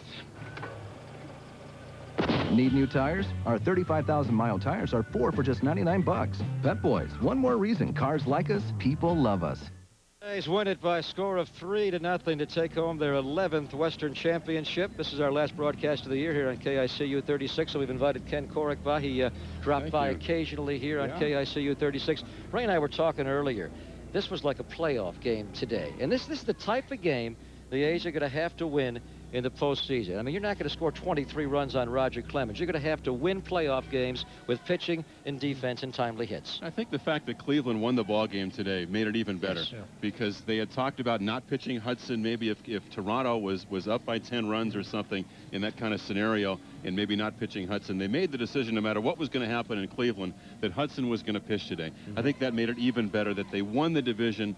There was no, well, maybe we can go for the wild card and go for that scenario. And I also think the fact that Isringhausen closed the ball game down in the 9th inning, because if you're going to do something in postseason, like you guys know, you had Raleigh fingers here, Ray, when you guys won those championships. So I thought it was very important that Isringhausen got the final out, and that'll give him some confidence going into the postseason, too. There's no question that definitely sets the stage, because Hudson, you know that Art Howe wanted him out there with Isringhausen. I think that was huge, but as he said, it was huge getting those 2 home runs in the bottom of the 8th inning also to make it a little bit easier. But when you get to postseason, to me, the best thing that you can look at is the way you play the regular season. This type of ball game, as you mentioned, these are the games that you are going to play in postseason. You're not going to have blowouts. It's very unusual to have blowouts because of the pitching is so dominant. And even though in the American League, you see the guys, but still, pitching is so critical. You're going to have long games, but you're not going to think about them. Even in this weekend series, 3.5, 4 hours, nobody thought the games were played that long. But you prepare yourself for postseason by the way you play them in the regular season. I think the A's have accomplished that. All right, guys. I'm the only one out of uniform here. You're the only one dry. T-shirt. I'm going to head downstairs. You know what? These guys may look very good in their green T-shirts, but man, are they pungent. You're right. Champagne tastes good. Champagne shower down there. I got to get away from you guys. Thanks. Great job. Great job. Great year again, Thanks, Kenny. you guys. I'll be listening to you guys on Tuesday. We don't get to go to the playoffs, but we'll be here. I'll be in row 4. Ben Grieve is going to the postseason. The Oakland A's, behind a brilliant work of Art Howe, are champions of the American League West. Is there any doubt, guys, that he is going to be your AL MVP? I think Jason Giambi cemented that today. There's no question. Even though they didn't pitch to him, he walked 3 times today, but just seeing the way this club performed and jumped on his back the month of September. Maybe a year without Pedro Martinez, Tim Hudson might be the Cy Young. And Randy Velarde, who had a struggle since the stiffness in the neck, but he had his wife streaming with tears down her cheeks after a tremendous home run leading off the bottom of the 8th, and later Olmedo Signs would crack one, his first ever pinch home run. Did he destroy that ball? I think he's going to make the playoff roster, don't you think? He was my first guest on radio in the clubhouse. You talk about a guy paid his dues in the minor leagues and deserves to celebrate. And you mentioned Isringhausen, the significance of his final week. He had 4 great outings there. The A's are jumping for joy. They are the champions of the American League West. And that's going to end it for us here on KICU 36. What a tremendous season. For Ken Korek and Ray Fosse, I'm Greg Papa. Thanks to Robert Buon all year, our producer-director, Mark Wolfson, our associate producer, David Feldman. The boys can play, can't they? And now they'll try to battle the Rocket Man and Roger Clemens. As we said, they can play, they just can't dance. Congratulations, A's. This has been a KICU 36 sports presentation.